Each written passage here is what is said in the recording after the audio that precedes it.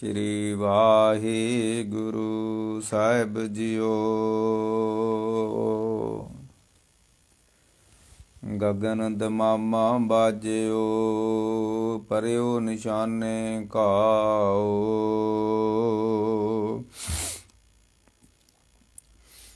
ਖੇਤ ਜੋ ਮਾਂਡਿਓ ਸੂਰਮਾ, ਅਬ ਜੂਜਨ ਕੋ ਦਾਓ।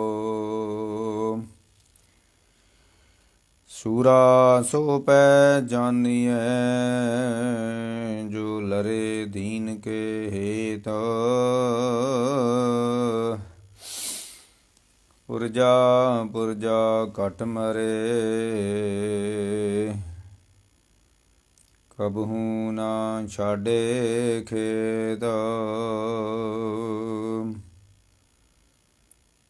ਲੂਣ ਸਾਹਿਬ ਕਾ ਖਾਏ ਕੇ,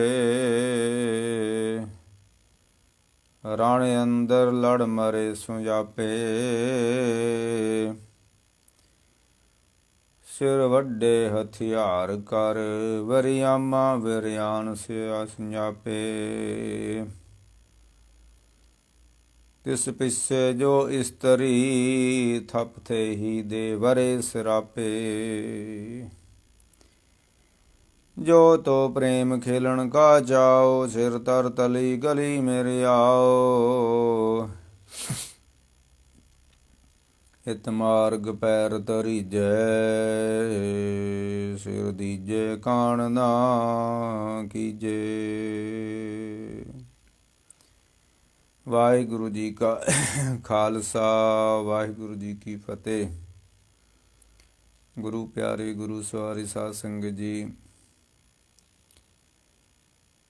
ਧੰਨ ਗੁਰੂ ਗੋਬਿੰਦ ਸਿੰਘ ਸੱਚੇ ਪਾਤਸ਼ਾਹ ਮਹਾਰਾਜ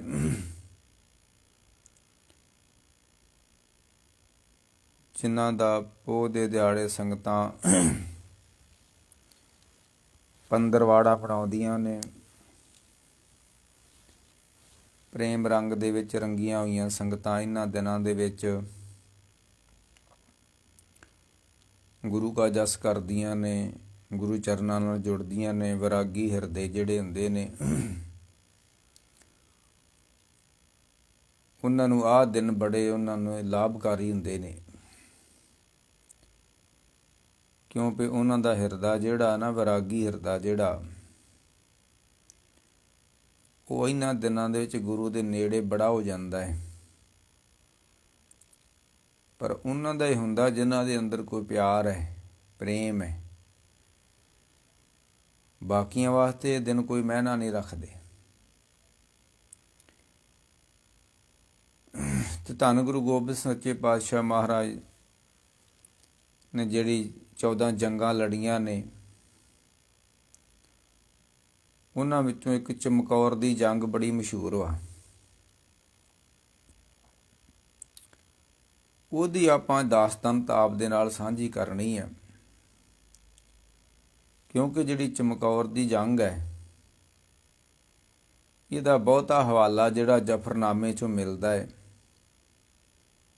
ਕਿ ਕੌਣ ਕੌਣ ਬੰਦਾ ਚਮਕੌਰ ਦੀ ਗੜੀ 'ਤੇ ਹਮਲਾ ਕਰਨ ਆਇਆ ਤੇ ਕਿਸ ਤਰੀਕੇ ਦੇ ਨਾਲ ਗੁਰੂ ਗੋਬਿੰਦ ਸਿੰਘ ਸੱਚੇ ਪਾਤਸ਼ਾਹ ਨੇ ਉਹਨਾਂ ਦਾ ਮੁਕਾਬਲਾ ਕੀਤਾ। ਕਿੰਨੇ ਬੰਦੇ ਸ਼ਹੀਦ ਹੋਏ, ਕਿੰਨੇ ਚਮਕੌਰ ਦੇ ਅੰਦਰ ਸਨ, ਕਿੰਨੇ ਉੱਥੋਂ ਨਿਕਲੇ। ਇਹ ਬਹੁਤ ਹਵਾਲਾ ਜਿਹੜਾ ਵਾ ਉਹ ਜ਼ਫਰਨਾਮੇ ਤੋਂ ਸਾਨੂੰ ਮਿਲਦਾ ਹੈ। ਤੇ ਜ਼ਫਰਨਾਮੇ ਦੇ 4 ਹਿੱਸੇ ਨੇ। ਜ਼ਫਰਨਾਮਾ ਦਾ ਮਤਲਬ ਹੈ ਜਿੱਤ ਦੀ ਚਿੱਠੀ। ਇਹ ਦੀਨੇ ਕਾਂਗੜ ਬੈਠੇ ਨੇ ਗੁਰੂ ਗੋਬਿੰਦ ਸਿੰਘ ਮਹਾਰਾਜ ਸੱਚੇ ਪਾਤਸ਼ਾਹ, ਤੇ ਉੱਥੋਂ ਸਮੇਂ ਦੇ ਬਾਦਸ਼ਾਹ ਔਰੰਗਜ਼ੇਬ ਨੂੰ ਚਿੱਠੀ ਲਿਖਦੇ ਨੇ। ਦਿਆਲਪੁਰਾ ਭਾਈ ਕਾ ਇੱਕ ਪਿੰਡ ਵਾ, ਉੱਥੇ ਗੁਰਦੁਆਰਾ ਜ਼ਫਰਨਾਮਾ ਸਾਹਿਬ ਹੈ। ਉਹ ਭਾਈ ਦਿਆਲਪੁਰਾ ਭਾਈ ਕਾ ਬੈਠ ਕੇ ਮਹਾਰਾਜ ਨੇ ਇਹ ਜ਼ਫਰਨਾਮਾ ਲਿਖਿਆ, ਤੇ ਕਾਂਗੜ ਤੋਂ ਮਹਾਰਾਜ ਨੇ ਫਿਰ ਇਹ ਜ਼ਫਰਨਾਮਾ ਬਾਦਸ਼ਾਹ ਔਰੰਗਜ਼ੇਬ ਨੂੰ ਭੇਜਿਆ। ਤੇ ਇਹ ਜਿਹੜਾ ਜ਼ਫਰਨਾਮੇ ਦਾ ਮਤਲਬ ਜਿੱਤ ਦੀ ਚਿੱਠੀ, ਉਹਦੇ 4 ਹਿੱਸੇ ਨੇ। ਜਿਹੜੇ ਪਹਿਲਾ ਹਿੱਸਾ ਜਫਰਨਾਮੇ ਦਾ, ਉਹਦੇ ਅੰਦਰ ਗੁਰੂ ਗੋਬਿੰਦ ਸਿੰਘ ਪਰਮੇਸ਼ਰ ਦੀ ਮਹਿਮਾ ਬਿਆਨ ਕਰਦੇ ਨੇ, ਕਿਉਂਕਿ ਇੰਨੇ ਕਲੇਸ਼ਾਂ ਦੇ ਵਿੱਚੋਂ ਵਿਚਰਦਿਆਂ ਹੋਇਆਂ ਵੀ ਮਹਾਰਾਜ ਸਹਿਜ ਵਿੱਚ ਰਹੇ ਨੇ।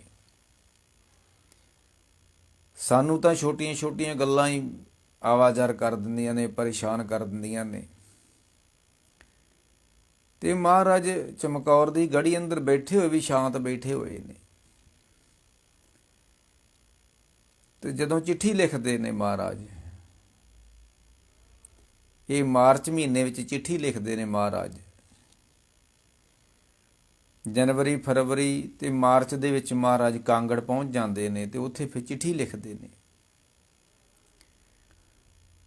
ਤੇ ਜਫਰਨਾਮੇ ਦੇ 4 ਹਿੱਸੇ ਨੇ। ਪਹਿਲੇ ਹਿੱਸੇ ਦੇ ਵਿੱਚ ਮਹਾਰਾਜ ਨੇ ਪਰਮੇਸ਼ਰ ਦੀ ਮਹਿਮਾ ਬਿਆਨ ਕੀਤੀ ਹੈ ਕਿ ਕਮਾਲੇ ਕਰਾਮਾਤ ਕਾਇਮ ਕਰੀਮਾ। ਪਰਮੇਸ਼ਰ ਜਿਹੜਾ ਨਾ ਉਹ ਕਰਾਮਾਤੀ ਆ। ਕਮਾਲੇ ਕਰਾਮਾਤ ਕਾਇਮ, ਉਹਦੀਆਂ ਕਮਾਲ ਤਰ੍ਹਾਂ ਦੀਆਂ ਕਰਾਮਾਤਾਂ ਨੇ ਤੇ ਉਹ ਸਦਾ ਰਹਿਣ ਵਾਲਾ ਹੈ। ਕਮਾਲੇ ਕਰਾਮਾਤ ਕਾਇਮ ਕਰੀਮ। ਰਾਜਾ ਬਖਸ਼, ਰਾਜਕ ਰਿਹਾ ਕੁਨ ਰਹੀਮ। ਜਿਹੜਾ ਉਹਦੇ ਰਾਹ ਤੇ ਤੁਰਦਾ ਹੈ ਨਾ, ਉਹਨੂੰ ਉਹ ਭਾਣਾ ਮੰਨਣ ਦਾ ਬਲ ਬਖਸ਼ ਦਿੰਦਾ ਹੈ। ਫਿਰ ਜੋ ਮਰਜ਼ੀ ਹੋ ਜੇ, ਉਹ ਭਾਣੇ 'ਚ ਰਹਿੰਦਿਆਂ ਹੋਇਆਂ ਡੋਲਦਾ ਨਹੀਂ ਹੈ। ਜਦੋਂ ਬਾਦਸ਼ਾਹ ਔਰੰਗਜ਼ੇਬ ਨੂੰ ਮਹਾਰਾਜ ਚਿੱਠੀ ਲਿਖਦੇ ਨੇ ਕਿ ਉਹਦੇ ਵਿੱਚ ਵੀ ਹਵਾਲਾ ਦਿੰਦੇ ਨੇ ਕਿ ਐਡਾ ਵੱਡਾ ਤੂੰ ਜ਼ੁਲਮ ਕੀਤਾ ਹੈ ਤੇ ਅਸੀਂ ਉਸ ਨੂੰ ਬੜੇ ਸਹਿਜ ਦੇ ਨਾਲ ਸਹਾਰਿਆ ਹੈ,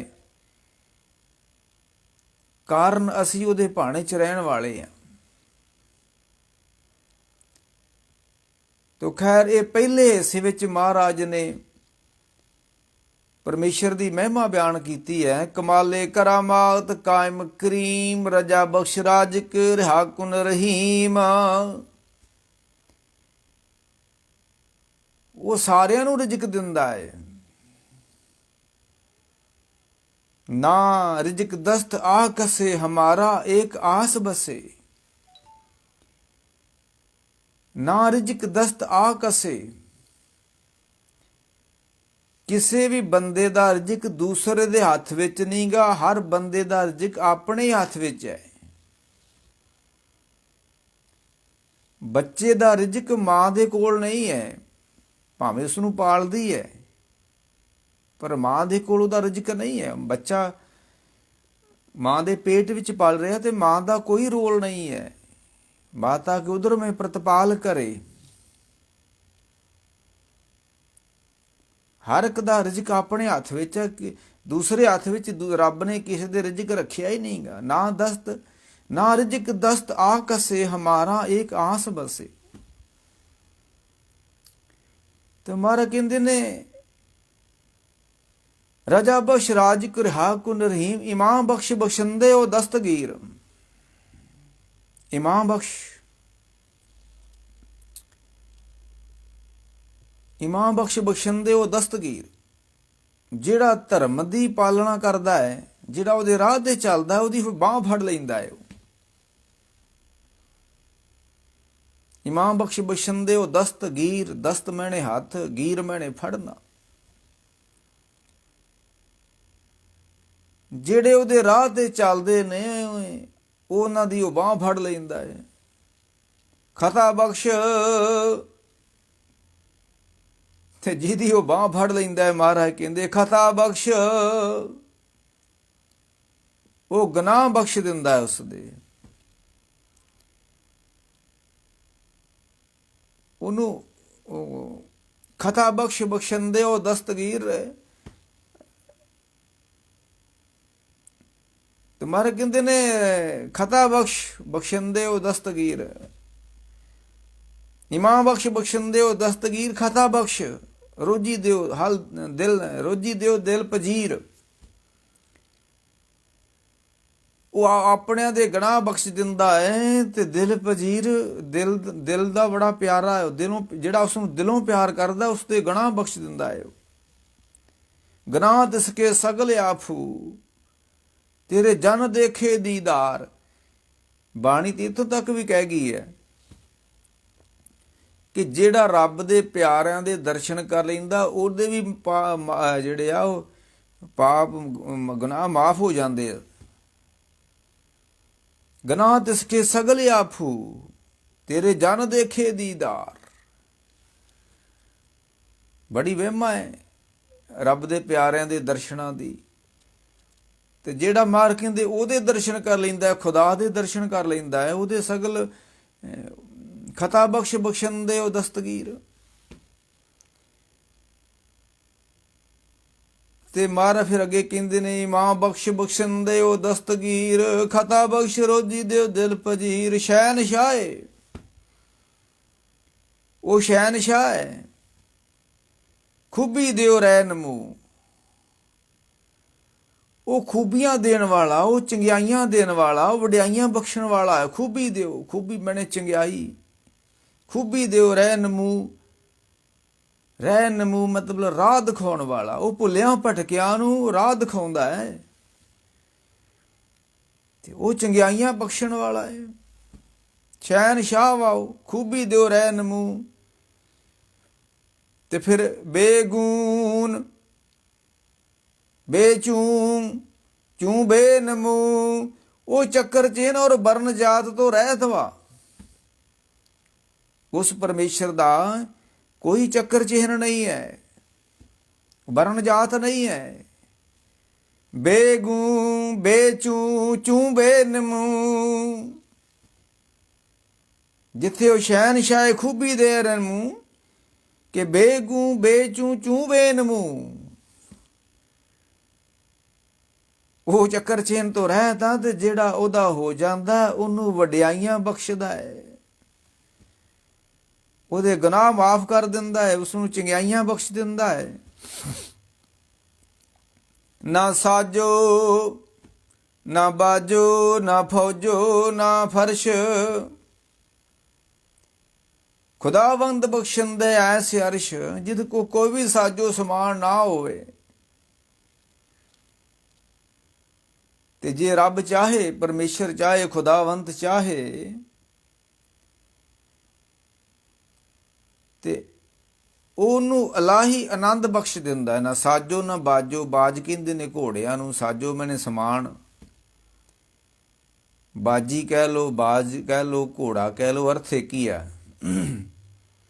ਨਾ ਸਾਜੋ ਨਾ ਬਾਜੋ ਨਾ ਫੌਜੋ ਨਾ ਫਰਸ਼, ਫਰਸ਼ ਮੈਨੇ ਜ਼ਮੀਨ। ਖੁਦਾਵੰਦ ਬਖਸ਼ਿੰਦਾ ਐਸੇ ਅਰਸ਼, ਜਿੰਨਾ ਕੋਈ ਕੁਝ ਨਾਮ ਹੀ ਹੋਵੇ ਪਰਮੇਸ਼ਰ ਉਹਨਾਂ ਨੂੰ ਵੀ ਇਲਾਹੀ ਆਨੰਦ ਬਖਸ਼ ਦਿੰਦਾ ਹੈ ਤੇ ਉਹ ਸ਼ਹਿਨਸ਼ਾਹ ਦੇ ਉੱਪਰ ਹੋ ਜਾਂਦੇ ਨੇ। ਕਬੀਰ ਵਰਗੇ ਕਹਿ ਦਿੰਦੇ ਨੇ ਕਿ ਅਸੀਂ ਤਾਂ ਸ਼ਹਿਨਸ਼ਾਹਾਂ ਦੇ ਉੱਪਰ ਹੀ ਹੋ ਗਏ। ਅੱਗੇ ਫਿਰ ਮਹਾਰਾਜ ਨੇ ਜਦੋਂ ਪਰਮੇਸ਼ਰ ਦੀ ਵਡਿਆਈ ਕਰਦਿਆਂ ਇੱਕ ਸ਼ੇਅਰ ਲਿਖਿਆ, ਫਿਰ ਆਪਾਂ ਅੱਗੇ ਗੱਲ ਤੋਰਦੇ ਹਾਂ। ਮੈਂ ਕਹਿ ਰਿਹਾ ਸੀ ਕਿ ਜਿਹੜਾ ਜਫਰਨਾਮੇ ਦਾ ਪਹਿਲਾ ਹਿੱਸਾ ਵਾ ਨਾ, ਉਹ ਪਰਮੇਸ਼ਰ ਦੀ ਵਡਿਆਈ ਹੈ। ਦੂਸਰੇ ਹਿੱਸੇ 'ਚ ਲਿਖਿਆ ਕਿ ਇਹ ਲੜਾਈਆਂ ਕਿਉਂ ਹੋਈਆਂ। ਤੀਸਰੇ ਹਿੱਸੇ ਵਿੱਚ ਚਮਕੌਰ ਦੀ ਗੜੀ ਦਾ ਹਵਾਲਾ ਹੈ, ਚਮਕੌਰ ਦੀ ਜੰਗ ਦਾ ਹਵਾਲਾ ਹੈ। ਤੇ ਜਿਹੜਾ ਜਫਰਨਾਮੇ ਦਾ ਚੌਥਾ ਹਿੱਸਾ ਹੈ ਉਹਦੇ 'ਚ ਜਿੱਥੇ ਬਾਦਸ਼ਾਹ ਦੀਆਂ, ਔਰੰਗਜ਼ੇਬ ਦੀਆਂ ਖੂਬੀਆਂ ਲਿਖੀਆਂ ਨੇ, ਨਾਲ ਉਹਦੀਆਂ ਬਰਿਆਈਆਂ ਵੀ ਲਿਖੀਆਂ ਨੇ, ਉਸ ਨੂੰ ਲਾਹਨਤਾਂ ਵੀ ਪਾਈਆਂ ਹੋਈਆਂ ਨੇ। ਤੇ ਮਹਾਰਾਜ ਜਦੋਂ ਪਹਿਲੇ ਹਿੱਸੇ 'ਚ ਲਿਖਦੇ ਨੇ ਕਿ ਸ਼ਰੀਅਤ ਪ੍ਰਸਤੋ ਫਜ਼ੀਲਤ ਮਾਬ, ਸ਼ਰੀਅਤ ਪ੍ਰਸਤੋ ਉਹ ਧਰਮ ਦੀ ਪਾਲਣਾ ਕਰਨ ਵਾਲਾ, ਫਜੀਤ ਸ਼ਰੀਅਤ ਪ੍ਰਸਤੋ ਜਿਹੜਾ ਧਰਮ ਨੂੰ ਦੀ ਪਾਲਣਾ ਕਰਦਾ ਹੈ ਬੰਦਾ, ਸ਼ਰੀਅਤ ਪ੍ਰਸਤੋ ਫਜ਼ੀਲਤ ਮਾਬ, ਫਿਰ ਉਹ ਖੁਦਾਵੰਦ ਉਸ ਨੂੰ ਵਡਿਆਈਆਂ ਬਖਸ਼ ਦਿੰਦਾ ਹੈ। ਸ਼ਰੀਅਤ ਪ੍ਰਸਤੋ ਜਿਹੜੀ ਧਰਮ ਦੀ ਪਾਲਣਾ ਕਰਦੇ ਨੇ ਬੰਦੇ, ਫਜ਼ੀਲਤ ਮਾਬ, ਖੁਦਾਵੰਦ ਉਸ ਨੂੰ ਵਡਿਆਈਆਂ ਬਖਸ਼ਦਾ ਹੈ। ਫਿਰ ਹਕੀਕਤ ਸਨਾਸੋ, ਉਹ ਬੰਦੇ ਦੀ ਅੰਦਰ ਦੀ ਸਚਾਈ ਨੂੰ ਜਾਣਦਾ ਹੈ। ਆ ਜਿਹੜੀ ਅਸੀਂ ਪਾਠ ਪੂਜਾ ਕਰਦੇ ਆ ਨਾ, ਕਰਮ ਕਾਂਡ ਕਰਦੇ ਆ, ਇਹ ਸਾਡਾ ਬਾਹਰ ਵਾ, ਤੇ ਸਾਡੇ ਬਾਹਰਲੇ ਕਰਮਾਂ ਤੋਂ ਲੋਕੀ ਤਾਂ ਪ੍ਰਭਾਵਿਤ ਹੋ ਸਕਦੇ ਨੇ ਕਿ ਮਾਲਾ ਫੇਰਦਾ ਹੈ, ਇਹ ਜੀ ਮੱਸਿਆ ਸੰਗਰਾਂਦਾਂ ਮਨਾਉਂਦਾ ਹੈ, ਤੀਰਥਾਂ ਤੇ ਜਾਂਦਾ ਹੈ, ਤੇ ਸਾਡੇ ਬਾਹਰੀ ਕਰਮ ਕਾਂਡ ਤੋਂ ਦੁਨੀਆ ਤੇ ਪ੍ਰਭਾਵਿਤ ਹੋ ਸਕਦੀ ਹੈ। ਰੱਬ ਨਹੀਂ ਹੁੰਦਾ, ਖੁਦਾਵੰਦ ਨਹੀਂ ਹੁੰਦਾ। ਕਾਰਨ ਹਕੀਕਤ ਸਨਾਸੋ, ਉਹ ਸਾਡੀ ਅੰਦਰਲੀ ਸਚਾਈ ਨੂੰ ਜਾਣਦਾ ਹੈ। ਇੱਥੋਂ ਤੇ ਪੰਗਾ ਪੈ ਜਾਂਦਾ ਹੈ। ਜੇ ਦੁਨੀਆ ਵਾਂਗੂ ਬਾਹਰੋਂ ਹੀ ਸਾਡੇ ਕਰਮ ਕਾਂਡ ਹੀ ਜਾਣਦਾ ਹੋਵੇ ਤੇ ਰੱਬ ਨੂੰ ਵੀ ਲੋਕੀ ਠੱਗ ਲੈਣ, ਫਿਰ ਤੇ ਰੱਬ ਵੀ ਠੱਗਿਆ ਜਾਵੇ। ਪਰ ਹਕੀਕਤ ਸਨਾਸੋ, ਉਹ ਹਕੀਕਤ ਨੂੰ ਜਾਣਦਾ ਹੈ, ਉਹ ਸਚਾਈ ਨੂੰ ਜਾਣਦਾ ਹੈ। ਲੋਕੀ ਠੱਗੇ ਜਾਂਦੇ ਸੀ, ਸੱਜਣ ਠਾਕੋ, ਬਾਬਾ ਨਾਨਕ ਨਹੀਂ ਠੱਗਿਆ ਗਿਆ, ਕਿਉਂਕਿ ਗੁਰੂ ਨਾਨਕ ਸਾਹਿਬ ਉਹਦੀ ਹਕੀਕਤ ਨੂੰ ਜਾਣਦੇ ਸਨ, ਸਚਾਈ ਨੂੰ ਜਾਣਦੇ ਸੀ। ਉਹ ਕਹਿੰਦੇ, ਸੱਜਣਾ ਤੂੰ ਸੇਵਾ ਦੇ ਨਾਂ ਤੇ ਲੋਕਾਂ ਦੇ ਨਾਲ ਬੁਰਾਈਆਂ ਕਿਉਂ ਕਰਦਾ ਹੈ? ਇਹ ਸੇਵਾ ਤੈਨੂੰ ਤਾਰੇਗੀ ਨਹੀਂ, ਇਹ ਸੇਵਾ ਤੈਨੂੰ ਡੋਬ ਦੇਗੀ। ਤੂੰ ਸੇਵਾ ਬੰਦ ਕਰ ਦੇ। ਇਹ ਸੇਵਾ ਤੇਰਾ ਇੱਕ ਵਿਖਾਵਾ ਵਾ, ਹਕੀਕਤ ਤੇਰੀ ਹੋਰ ਵਾ, ਸਚਾਈ ਤੇਰੀ ਹੋਰ ਵਾ, ਤੇ ਕਰਮ ਕਾਂਡ ਤੇਰਾ ਕੁਝ ਹੋਰ ਵਾ। ਤੇ ਸੱਜਣਾ ਤੂੰ ਸੇਵਾ ਬੰਦ ਕਰ ਦੇ। ਕਿਉਂ? ਹਕੀਕਤ ਸਨਾਸੋ ਨਬੀ ਉਲ ਕਿਤਾਬ, ਉਹ ਪਰਮੇਸ਼ਰ ਜਿਹੜਾ ਹੈ ਉਹ ਬਾਹਰੀ ਕਿਸੇ ਧਰਮ ਕਰਮ ਕਾਂਡ ਨੂੰ ਨਹੀਂ ਦੇਖਦਾ, ਉਹ ਰੱਬ ਦੀ ਅੰਦਰ ਬੰਦੇ ਦੀ ਅੰਦਰ ਦੀ ਭਾਵਨਾ ਨੂੰ ਦੇਖਦਾ ਹੈ। ਤੇ ਅੰਦਰਲੀ ਭਾਵਨਾ ਕਿਸੇ ਦੀ ਸੁੱਧ ਹੁੰਦੀ ਨਹੀਂ ਹੈ। ਭਾਂਡਾ ਆਤ ਮਲੀਨ ਧੋਤਾ ਅੱਛਾ ਨਾ ਹੋਏ ਸੀ, ਹਿਰਦਾ ਰੂਪੀ ਭਾਂਡਾ ਤੇ ਬਹੁਤ ਮਲੀਨ ਹੋ ਚੁੱਕਾ ਹੈ। ਤੇ ਕਰਮ ਕਾਂਡ ਤਾਂ ਬਾਹਰ ਹੀ ਕੁਛ ਹੀ ਆ ਨਾ, ਜਿੱਦਾਂ ਬੋਲੇ ਨੇ ਕਿਹਾ ਸੀ, ਸਿਰ ਤੇ ਟੋਪੀ ਨੀਤ ਹੈ ਖੋਟੀ, ਕੀ ਲੈਣਾ ਟੋਪੀ ਧਰ ਕੇ। ਹਾਂਜੀ, ਚਿਲਿਆਂ ਵਿੱਚ ਬੈਠਿਆਂ ਉਹ ਨਹੀਂ ਉਹ ਮਿਲਦਾ, ਕੀ ਲੈਣਾ ਚਿਲੇ ਕੱਟ ਕੇ। ਹੱਜ ਤੇ ਜਾਇਆ ਉਹ ਨਹੀਂ ਉਹ ਮਿਲਦਾ, ਕੀ ਲੈਣਾ ਹੱਜ ਕਰਕੇ। ਗੰਗਾ ਨਹਾਇਆ ਉਹ ਨਹੀਂ ਉਹ ਮਿਲਦਾ, ਕਿਉਂ ਲੈਣਾ ਡੁੱਬੀਆਂ ਗੰਗਾ 'ਚ ਨਹਾ ਕੇ। ਹਾਂਜੀ, ਇਸ ਕਰਕੇ ਹਕੀਕਤ ਸਨਾਸੋ ਨਬੀ ਉਲ ਕਿਤਾਬ, ਕਿਤਾਬ ਮੈਨੇ ਧਰਮ ਗ੍ਰੰਥ। ਮੈਂ ਅੱਗੇ ਵੀ ਕਹਿਣਾ ਨਾ, ਕਿਤਾਬ ਕਹਿ ਲਓ, ਵਹੀ ਕਹਿ ਲਓ, ਪੁਸਤਕ ਕਹਿ ਲਓ, ਪੋਥੀ ਕਹਿ ਲਓ, ਗ੍ਰੰਥ ਕਹਿ ਲਓ, ਬੁੱਕ ਕਹਿ ਲਓ, ਅਰਥ ਤਾਂ ਇੱਕ ਹੀ ਹੈ। ਤੇ 10ਵੇਂ ਪਾਤਸ਼ਾਹ ਲਿਖਦੇ ਨੇ ਕਿ ਹਕੀਕਤ ਸਨਾਸੋ, ਜਿੱਥੇ ਉਹ ਸਚਾਈ ਨੂੰ ਜਾਣਦਾ ਹੈ, ਨਬੀ ਉਲ ਕਿਤਾਬ, ਇਹ ਜਿੰਨੀਆਂ ਵੀ ਧਾਰਮਿਕ ਪੁਸਤਕਾਂ ਪ੍ਰਕਾਸ਼ਿਤ ਹੋਈਆਂ ਨੇ ਧਰਤੀ ਤੇ, ਇਹ ਰੱਬ ਦੇ ਪਿਆਰਿਆਂ ਨੇ ਉਸ ਦੇ ਨਾਲ ਜੁੜ ਕੇ ਕੀਤੀਆਂ ਨੇ। ਨਬੀ ਉਲ ਕਿਤਾਬ ਉਹ ਧਾਰਮਿਕ ਗ੍ਰੰਥਾਂ ਨੂੰ ਪ੍ਰਕਾਸ਼ਮਾਨ ਕਰਨ ਵਾਲਾ ਹੈ, ਅਥਵਾ ਜਿਹੜਾ ਵੀ ਗਿਆਨ ਧਾਰਮਿਕ ਕਿਤਾਬਾਂ ਵਿੱਚ ਹੈ, ਇਹ ਪਰਮੇਸ਼ਰ ਦੇ ਨਾਲ ਜੁੜ ਕੇ ਹੀ ਪ੍ਰਾਪਤ ਹੋਇਆ ਲੋਕਾਂ ਨੂੰ। ਅੱਗੇ ਫਿਰ ਉਹਨੂੰ ਦੂਸਰੇ ਹਿੱਸੇ 'ਚ ਮਹਾਰਾਜ ਲਿਖਦੇ ਆ ਵੀ ਲੜਾਈਆਂ ਹੋਈਆਂ ਕਿਉਂ। ਹੁਣ ਗੁਰੂ ਗੋਬਿੰਦ ਸਿੰਘ ਤਾਂ ਕਿਸੇ ਤੇ ਕਬਜ਼ਾ ਨਹੀਂ ਸੀ ਕਰਦੇ, ਕਿਸੇ ਦੇ ਨਾਲ ਕੋਈ ਮਾੜਾ ਵਿਹਾਰ ਨਹੀਂ ਸੀ ਕਰਦੇ, ਕਿਸੇ ਨੂੰ ਮਾੜਾ ਚੰਗਾ ਨਹੀਂ ਸੀ ਕਹਿੰਦੇ, ਕੋਈ ਹੈ ਹੀ ਨਹੀਂ ਸੀ ਦੋਸ਼। ਤੇ ਫਿਰ ਦੋਸ਼ ਕੋਈ ਨਹੀਂ ਹੈ ਤੇ 10ਵੇਂ ਪਾਤਸ਼ਾਹ ਦੇ ਨਾਲ ਫਿਰ ਇਹ ਲੋਕੀ ਵੈਰ ਕਿਉਂ ਕਮਾਉਂਦੇ ਸਨ, ਜੇ ਦੋਸ਼ ਹੀ ਕੋਈ ਸੀ ਨਹੀਂ ਤਾਂ। ਹੁਣ ਘਰਾਂ ਵਿੱਚ ਲੜਾਈਆਂ ਹੁੰਦੀਆਂ ਨੇ, ਪਿੰਡਾਂ ਦੇ ਵਿੱਚ ਲੜਾਈਆਂ ਹੁੰਦੀਆਂ ਨੇ, ਤੇ ਲੜਾਈ ਦਾ ਕੋਈ ਕਾਰਨ ਹੁੰਦਾ ਹੈ। ਕਿਸੇ ਨੇ ਜ਼ਮੀਨ 'ਤੇ ਕਬਜ਼ਾ ਕਰ ਲਿਆ, ਕਿਸੇ ਨੇ ਕੰਧ ਢਾਹ ਕੇ ਗਾਂਹ ਕਰ ਲਈ, ਕਿਸੇ ਨੇ ਵੱਟ ਢਾਹ ਕੇ ਗਾਂਹ ਕਰ ਲਈ। ਹਾਂਜੀ, ਕੋਈ ਕਿਸੇ ਦਾ ਹਿੱਸਾ ਨਹੀਂ ਦਿੰਦਾ, ਤਾਂ ਲੜਾਈਆਂ ਝਗੜੇ ਹੁੰਦੇ ਨੇ। ਭਰਾਵਾਂ ਭਰਾਵਾਂ ਦੀਆਂ ਵੀ ਹੁੰਦੀਆਂ ਨੇ, ਮਾਂ ਬਾਪ ਨਾਲ ਪੁੱਤਰਾਂ ਦੀਆਂ ਹੁੰਦੀਆਂ ਨੇ ਲੜਾਈਆਂ।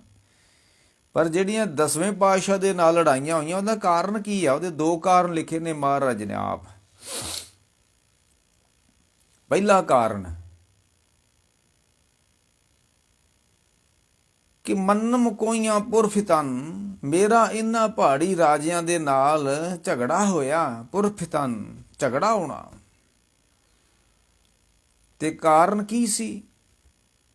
ਕਿ ਆ ਬੁੱਤ ਪ੍ਰਸਤ ਮਨ ਬੁੱਤ ਸਿਕਨ। ਇਹ ਜਿਹੜੇ ਝਗੜੇ ਹੋਏ ਨੇ ਪਹਾੜੀਆਂ ਦੇ ਨਾਲ, ਇਹ ਬੁੱਤਾਂ ਦੀ ਪੂਜਾ ਕਰਦੇ ਸੀ। ਤੇ ਜਿਹੜਾ ਮੇਰੇ ਕੋਲ ਆਉਂਦਾ ਸੀ ਤੇ ਉਹ ਖੰਡੇ ਬਾਟੇ ਦੀ ਪੌਲ ਛਾ ਕੇ ਤੇ ਰੱਬ ਦਾ ਪੁਜਾਰੀ ਤੇ ਰੱਬ ਦੇ ਰਾਹ ਦਾ ਪਾਂਧੀ ਬਣ ਜਾਂਦਾ ਸੀ, ਤੇ ਉਹ ਬੁੱਤਾਂ ਨੂੰ ਤੋੜ ਦਿੰਦਾ ਸੀ। ਫਿਰ ਜਿੱਦਾਂ ਗੁਰੂ ਅਰਜਨ ਦੇਵ ਜੀ ਦੇ ਕੋਲ ਭਾਈ ਮਾਂਝੇ ਆਇਆ, ਕਹਿਣ ਲੱਗਾ ਮਹਾਰਾਜ ਸਿੱਖੀ ਦਿਓ। ਤੇ ਗੁਰੂ ਅਰਜਨ ਦੇਵ ਜੀ ਕਹਿਣ ਲੱਗੇ ਸਿੱਖੀ ਉੱਤੇ ਸਿੱਖੀ ਨਹੀਂ ਟਿਕਦੀ, ਤੂੰ ਤਾਂ ਕਿਸੇ ਕਬਰ ਦਾ ਪੁਜਾਰੀ ਆ, ਤੂੰ ਤਾਂ ਨਿਗਾਹ ਵਾਲੇ ਪੀਰਾਂ ਨੂੰ ਬਿਆ ਮੰਨਦਾ ਹੈ। ਤੇ ਸਿੱਖੀ ਉੱਥੇ ਥੋੜ੍ਹਾ ਹੁੰਦੀ ਜਿੱਥੇ ਕੋਈ ਪੀਰ ਦੀ ਕੋਈ ਕਬਰ ਦੀ ਪੂਜਾ ਕਰਦਾ ਹੈ। ਸਿੱਖੀ ਉੱਤੇ ਸਿੱਖੀ ਨਹੀਂ ਟਿਕਦੀ। ਇਹ ਕਹਿੰਦੇ ਘਰ ਗਿਆ ਨੇ ਜਾ ਕੇ ਕਬਰ ਪੁੱਟ ਦਿੱਤੀ, ਢਾਹ ਦਿੱਤੀ। ਆ ਗਿਆ ਢਾਹ ਕੇ ਤੇ ਫਿਰ ਮਹਾਰਾਜ ਸਿੱਖੀ ਦੇ ਦਿੱਤੀ। ਇਸੇ ਤਰ੍ਹਾਂ ਮਹਾਰਾਜ ਕਹਿੰਦੇ ਜਿਹੜੇ ਸਾਡੇ ਕੋਲ ਆਉਂਦੇ ਸੀ, ਉਹਨਾਂ ਨੂੰ ਅਸੀਂ ਬੁੱਤਾਂ ਵੱਲੋਂ ਵਰਜ ਦਿੰਦੇ ਹਾਂ ਕਿ ਦੁਬਦਾ ਨਾ ਪੜੋ ਹਰ ਬਿਨ ਹੋਰ ਨਾ ਪੂਜੋ, ਮੜੇ ਮਸਾਣ ਨਾ ਜਾਈ। ਸਿੱਖ ਨੂੰ ਕੋਈ ਅਧਿਕਾਰ ਨਹੀਂ ਗਾ ਕਿਸੇ ਕਬਰ ਤੇ ਤੇਲ ਪਾਉਣ ਦਾ, ਪਰ ਸਿੱਖ ਕੌਮ ਪਾਉਂਦੀ ਹੈ। ਗੁਰੂ ਨੇ ਵਰਜਿਆ ਹੋਇਆ ਵਾ, ਤੇ ਸਿੱਖ ਉਹ ਕੰਮ ਹੀ ਕਰਦਾ ਜਿਹੜੇ ਵਰਜੇ ਹੋਏ ਨੇ। ਜਿੱਦਾਂ ਕਿਸੇ ਨੇ ਲਿਖਿਆ ਸੀ ਨਾ ਕਿ ਤਾਂਬਾ ਜਿਹੜਾ ਉਹ ਲੋਹੇ ਦੇ ਭਾਅ ਵਿਕ ਸਕਦਾ ਹੈ, ਸੱਪ ਜਿਹੜਾ ਵਾ ਉਹ ਸਿਰ ਦੇ ਭਾਰ ਖਲੋ ਸਕਦਾ ਹੈ। ਹਾਲਾਂਕਿ ਜਦੋਂ ਸੱਪ ਖਲੋਂਦਾ ਨਾ, ਉਹ ਆਪਣੀ ਪੂਛ ਦੇ ਭਾਰ ਨਾਲ ਸਿਰੀ ਤਾਹ ਨੂੰ ਚੁੱਕ ਕੇ ਖਲੋਂਦਾ ਹੈ। ਉਹ ਕਹਿੰਦਾ ਹੋ ਸਕਦਾ ਸੱਪ ਜਿਹੜਾ ਉਹ ਸਿਰ ਦੇ ਭਾਰ ਖਲੋ ਸਕਦਾ ਹੈ। ਹੋ ਸਕਦਾ ਬਾਬੇ ਰਾਮਦੇਵ ਕੋਲ ਕੋਈ ਯੋਗਾ ਸਿੱਖ ਕੇ ਖਲੋ ਵੀ ਜਾਵੇ। ਇਹਨੂੰ ਯੋਗਾ ਗੁਰੂ ਕਹਿੰਦੇ ਨੇ। ਉਹ ਬੰਦਿਆਂ ਨਾਲੋਂ ਤੇ ਖੋਤੇ ਵੱਧ ਯੋਗਾ ਕਰਦੇ ਨੇ। ਖੋਤੇ ਨੂੰ ਸਾਰੀ ਦਿਹਾੜੀ ਵਾਹੁੰਦੇ ਰਹੋ ਨਾ, ਤੇ ਸ਼ਾਮੀ ਛੱਡ ਦਿਓ ਘੱਟੇ ਦੇ ਉੱਤੇ, ਤੇ ਬਾਬਾ ਰਾਮਦੇਵ ਨੂੰ ਯੋਗਾ ਮਾਤ ਪਾ ਦਿੰਦਾ ਖੋਤੇ ਦਾ ਯੋਗਾ। ਉਹਨੇ ਕਿਹੜੇ ਗੁਰੂ ਕੋਲ ਯੋਗਾ ਸਿੱਖਿਆ? ਨਹੀਂ ਨਹੀਂ ਨਹੀਂ ਨਹੀਂ। ਉਹ ਕਹਿੰਦਾ ਤਾਂਬੇ ਦੇ ਭਾਅ ਸੋਨੇ ਦੇ ਭਾਅ ਤਾਂਬਾ ਵਿਕ ਸਕਦਾ ਹੈ,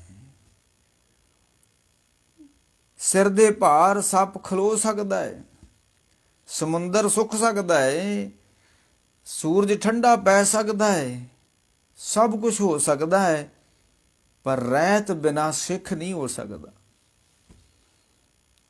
ਰਹਿਣੀ ਰਹੇ ਸੋਈ ਸਿੱਖ ਮੇਰਾ, ਸੋ ਉਹ ਸਾਹਿਬ ਮੈਂ ਉਸਕਾ ਚੇਰਾ।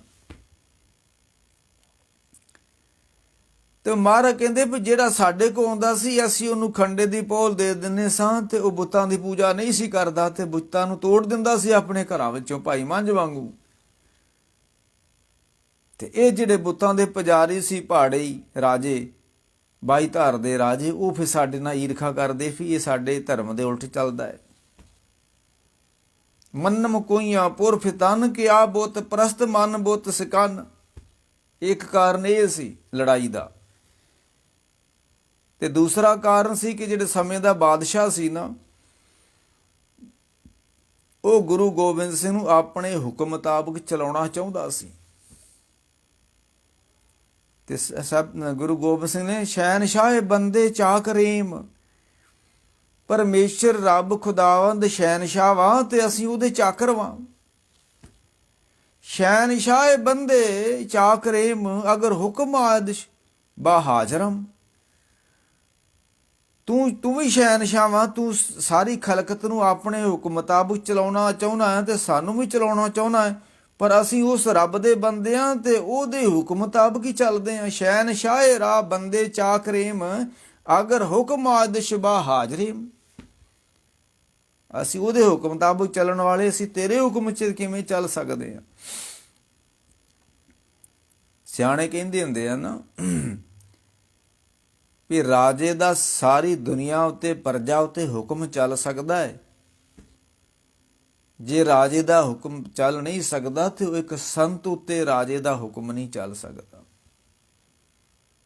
ਉਹ ਬੇਪਰਵਾਹ ਸਦਾ ਰੰਗ ਹਰ ਕੇ, ਜਾਂ ਕੋ ਪਾਖ ਸੁਆਮੀ। ਉਹ ਬੇਪਰਵਾਹ ਹੁੰਦੇ ਨੇ, ਉਹ ਰਾਜਿਆਂ ਦੀ ਕਿੱਥੋਂ ਪਰਵਾਹ ਕਰਦੇ ਨੇ। ਉਹ ਤੇ ਰਾਜਾ ਸਗਲੀ ਸ੍ਰਿਸ਼ਟ ਕਾ, ਹਰ ਨਾਮ ਮਨ ਭਿੰਨਾ, ਤਿਸ ਕੀ ਧੂੜ ਮਨ ਉਧਰੇ, ਪ੍ਰਭ ਹੋਵੇ ਸੋ ਪ੍ਰਸੰਨਾ। ਹਾਂਜੀ, ਉਹ ਜਿੱਥੇ ਸੰਤ ਦਾ ਰਾਜ ਚੱਲਦਾ ਹੈ, ਉਹ ਤੇ 84 ਲੱਖ ਜੂਨ ਤੇ ਚੱਲਦਾ ਹੈ। ਰਾਜਿਆਂ ਦਾ ਰਾਜ ਤਾਂ ਕੇਵਲ ਬੰਦਿਆਂ ਤੇ ਚੱਲਦਾ ਹੈ। ਆਂਦੇ ਨੇ ਸਿਕੰਦਰ ਕਿਸੇ ਰੁੱਖ ਥੱਲੇ ਬੈਠਾ ਸੀ ਤੇ ਕਾਂ ਉੱਤੇ ਬਿੱਠ ਕਰ ਗਿਆ ਤੇ ਕਹਿੰਦਾ ਲੈ ਕੰਮ ਬਖਤ, ਇਹ ਮੇਰੇ ਹੁਕਮ ਨੂੰ ਨਹੀਂ ਮੰਨਦਾ ਏ। ਨਹੀਂ ਨਹੀਂ ਨਹੀਂ, ਬੰਦੇ ਮੰਨਦੇ ਨੇ ਰਾਜਿਆਂ ਦੇ ਹੁਕਮ, ਬਾਕੀ ਨਹੀਂ, ਬਾਕੀ ਜੂਨ ਨਹੀਂ। ਨਾ ਸੰਤ ਮੰਨਦਾ ਰਾਜੇ ਦਾ ਹੁਕਮ, ਕਿਉਂਕਿ ਉਹਨਾਂ ਨੂੰ ਪਤਾ ਹੁੰਦਾ ਕੋਈ ਹਰ ਸਮਾਨ ਨਹੀਂ ਰਾਜਾ, ਕੋਈ ਹੈ ਹੀ ਨਹੀਂ ਉਹਦੇ ਬਰਾਬਰ ਦਾ। ਤੇ ਮਹਾਰਾਜ ਕਹਿੰਦੇ ਵੀ ਅਸੀਂ ਉਹਦੇ ਹੁਕਮ 'ਚ ਚੱਲਣ ਵਾਲੇ, ਤੇਰੇ ਹੁਕਮ 'ਚ ਕਿਵੇਂ ਚੱਲਾਂਗੇ। ਇਹ ਸੀ ਕਾਰਨ ਲੜਾਈ ਦਾ, ਜਿਹੜੀਆਂ ਲੜਾਈਆਂ ਹੋਈਆਂ। ਚੌਥਾ ਜਿਹੜਾ ਜਫਰਨਾਮੇ ਦਾ ਹਿੱਸਾ ਵਾ, ਉਹਦੇ ਵਿੱਚ ਮਹਾਰਾਜ ਨੇ ਬਾਦਸ਼ਾਹ ਨੂੰ ਲਾਹਨਤਾਂ ਵੀ ਪਾਈਆਂ ਨੇ ਤੇ ਉਹਨਾਂ ਦੀਆਂ ਖੂਬੀਆਂ ਵੀ ਲਿਖੀਆਂ ਨੇ, ਕਿਉਂਕਿ ਹਰ ਬੰਦੇ 'ਚ ਕੁਛ ਨਾ ਕੁਛ ਔਗਣ ਵੀ ਹੁੰਦੇ ਨੇ। ਜਿੱਥੇ ਔਗਣ ਹੋਣ ਉੱਥੇ ਨਾਲ ਖੂਬੀਆਂ ਵੀ ਹੁੰਦੀਆਂ ਨੇ।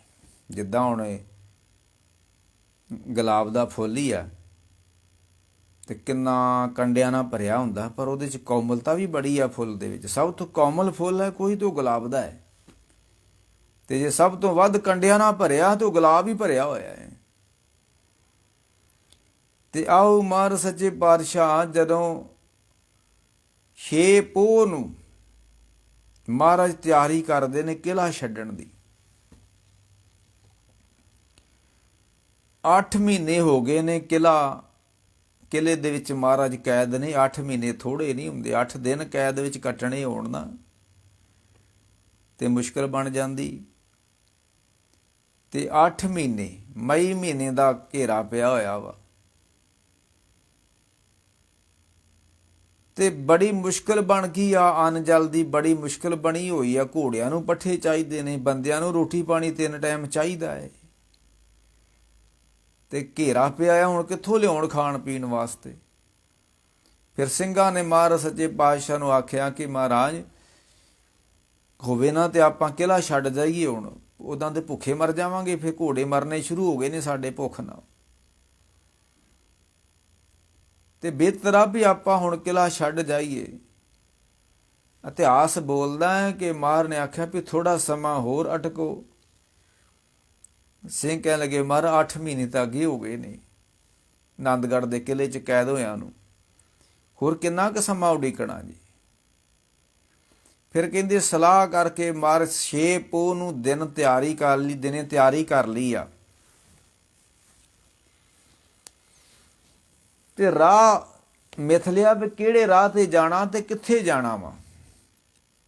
ਕੱਲਾ ਕਿਲ੍ਹਾ ਛੱਡਣਾ ਨਹੀਂ ਆ, ਕਿਲ੍ਹਾ ਛੱਡ ਕੇ ਕਿੱਧਰ ਨੂੰ ਜਾਣਾ ਤੇ ਕਿੱਥੇ ਜਾਣਾ ਵਾ।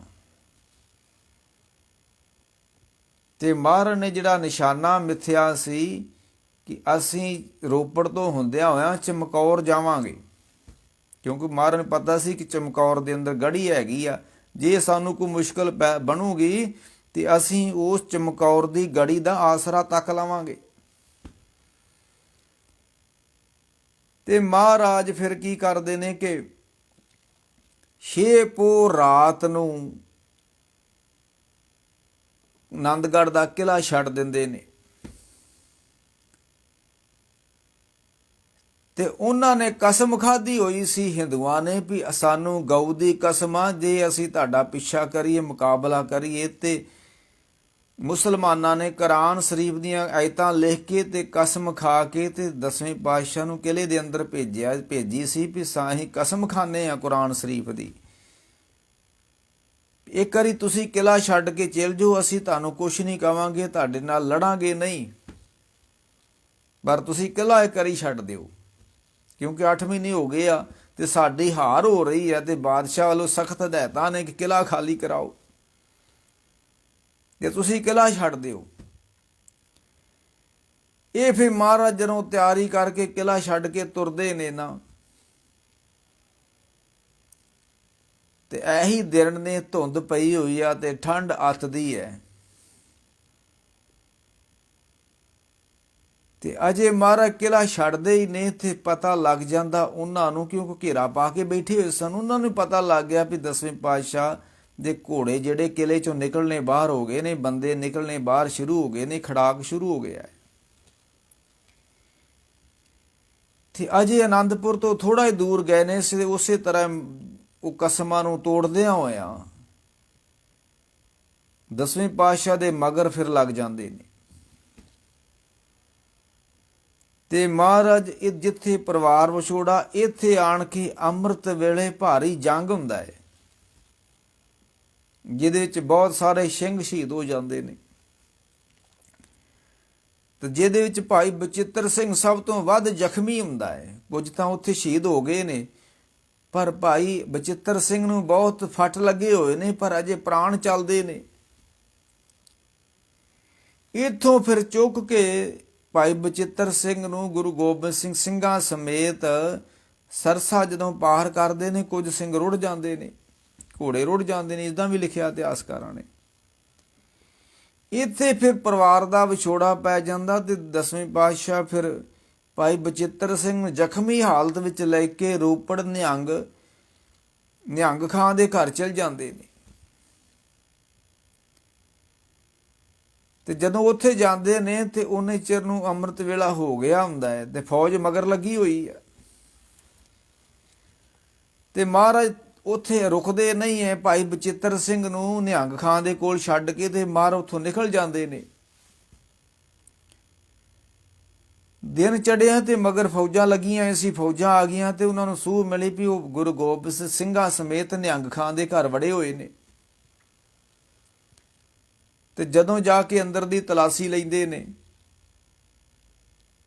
ਤੇ ਮਹਾਰਾਜ ਉੱਥੋਂ ਮਿਲਦੇ ਨਹੀਂ ਹੈ, ਸਿੰਘ ਵੀ ਨਿਕਲ ਜਾਂਦੇ ਨੇ ਤੇ 10ਵੇਂ ਪਾਤਸ਼ਾਹ ਵੀ ਨਿਕਲ ਜਾਂਦੇ ਨੇ। ਭਾਈ ਬਚਿੱਤਰ ਸਿੰਘ ਜ਼ਖਮੀ ਹਾਲਤ ਦੇ ਵਿੱਚ ਅੰਦਰ ਪਿਆ ਹੋਇਆ ਵਾ।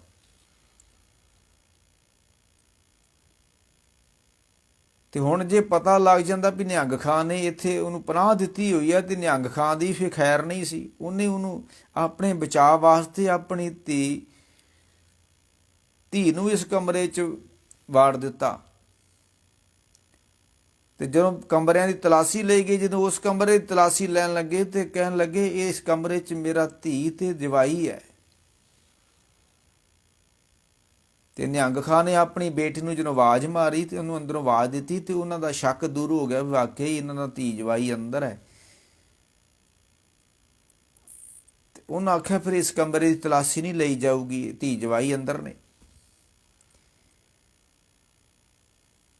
ਉਹ ਫਿਰ ਗਸ਼ਤੀ ਟੁਕੜੀ ਜਿਹੜੀ ਉੱਥੋਂ ਨਿਕਲ ਜਾਂਦੀ ਹੈ।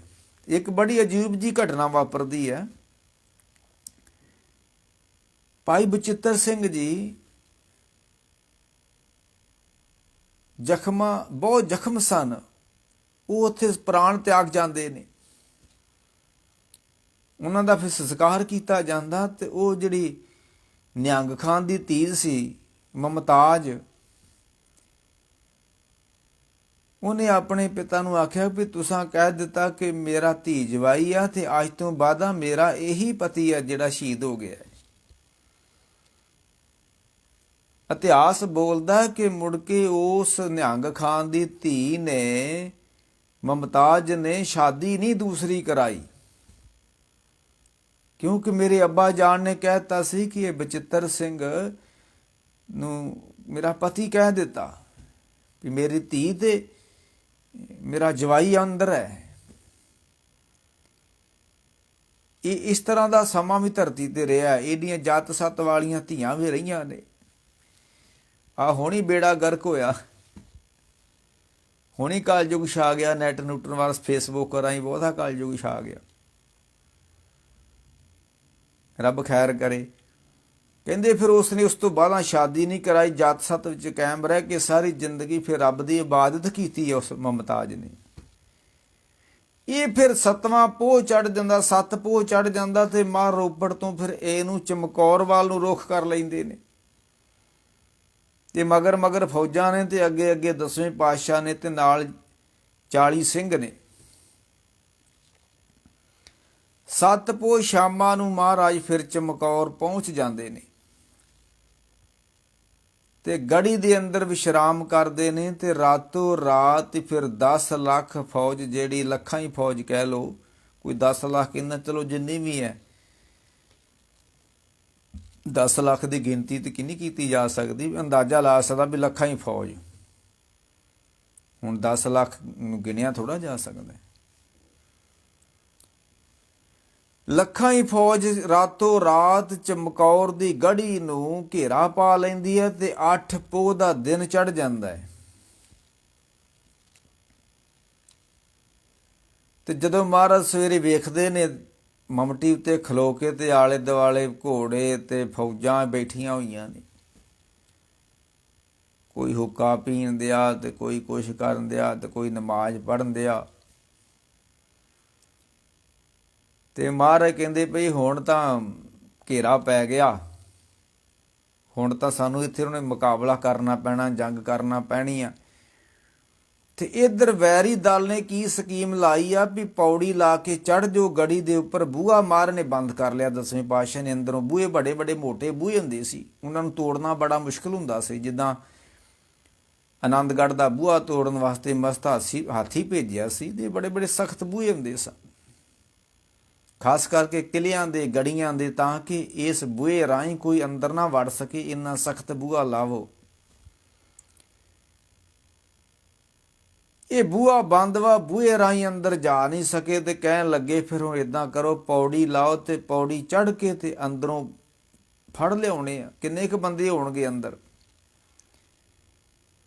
ਤੇ 10ਵੇਂ ਪਾਤਸ਼ਾਹ ਆਪ ਖੁਦ ਲਿਖਦੇ ਨੇ ਜ਼ਫਰਨਾਮੇ ਕਿ ਜਦੋਂ ਪੌੜੀ ਲਾ ਕੇ ਇੱਕ ਨਾਰ ਖਾਨ ਦਾ ਪਠਾਨ, ਫੌਜ ਦਾ ਜਰਨੈਲ, ਝੂਦੀ ਦਮਕੇ ਨਾਹਰਦ ਬਿਆਮਦ ਬਜੰਗ, ਚਸੀਦੇ ਜਕੇ ਤੀਰ ਮਨ ਬੇਦ ਰੰਗ। ਮਰ ਕਹਿੰਦੇ ਨਾਰ ਖਾਨ ਦਾ ਪਠਾਨ ਜਦੋਂ ਚੜ੍ਹਦਾ ਚੜ੍ਹਦਾ ਪੌੜੀ ਤਾਂ ਚੜ੍ਹਿਆ ਤੇ ਕੰਧ ਤੋਂ ਤਾਂ ਥੋੜਾ ਜਿਹਾ ਹੋਇਆ ਤੇ ਅਸੀਂ ਉਸ ਨੂੰ ਦੇਖ ਲਿਆ। ਝੂਦੀਦਮ, ਮੈਂ ਆਪਣੀਆਂ ਅੱਖਾਂ ਦੇ ਨਾਲ, ਝੂਦੀਦਮ ਕੇ ਨਾਰ ਬਿਆਮਦ ਬਜੰਗ, ਚਸੀਦੇ ਜਕੇ ਤੀਰ ਬੇਦਰੰਗ। ਅਸੀਂ ਬੜੀ ਛੇਤੀ ਦੇ ਨਾਲ, ਬੜੀ ਕਾਹਲੀ ਦੇ ਨਾਲ ਉਹਨੂੰ ਇੱਕ ਤੀਰ ਬਖਸ਼ ਦਿੱਤਾ ਤੇ ਬਖਸ਼ਿਆ ਵੀ ਛਾਤੀ ਦੇ ਵਿੱਚ। ਜਦੋਂ ਉਹਦੀ ਛਾਤੀ ਦੇ ਵਿੱਚ ਵੱਜਾ ਤੇ ਨਾਲ ਹੀ ਪਿਛਾਂਹ ਨੂੰ ਪੌੜੀ ਗਈ ਤੇ ਨਾਲ ਹੀ ਆਪ ਹੀ ਪਿਛਾਂਹ ਨੂੰ ਡਿੱਗ ਪਿਆ। ਝੂਦੀ ਦਮਕੇ ਨਾਹਰ ਬਿਆਮਦ ਬਜੰਗ, ਤਸੀਦੇ ਜੱਕੇ ਤੀਰ ਮਨ ਬੇਦਰੰਗ। ਕਹਿੰਦੇ ਜਦੋਂ ਨਾਰ ਖਾਂ ਪੌੜੀ ਲਾ ਕੇ ਤਾਂ ਨੂੰ ਚੜ੍ਹਦਾ ਆਇਆ ਤੇ ਅਸੀਂ ਪਹਿਲਾ ਤੀਰ ਉਸ ਨੂੰ ਮਾਰ ਦਿੱਤਾ। ਇਹ ਚਮਕੌਰ ਦੀ ਗੜੀ ਅੰਦਰ ਪਹਿਲਾ ਤੀਰ ਚੱਲਿਆ ਤੇ ਪਹਿਲਾ ਤੀਰ 10ਵੇਂ ਪਾਤਸ਼ਾਹ ਨੇ ਖੁਦ ਚਲਾਇਆ। ਤੇ ਮਹਾਰਾਜ ਕਹਿੰਦੇ ਜਦੋਂ ਅਸੀਂ ਇਸ ਨੂੰ ਤੀਰ ਮਾਰਿਆ ਨਾ ਤੇ ਡਿੱਗ ਪਿਆ ਪਿਛਾਂਹ ਨੂੰ, ਤੇ ਉਹਦੇ ਪਿੱਛੇ ਖਲੋਤੀ ਫੌਜ ਦੀ ਟੁਕੜੀ ਉਹ ਵੀ ਭੱਜ ਗਈ।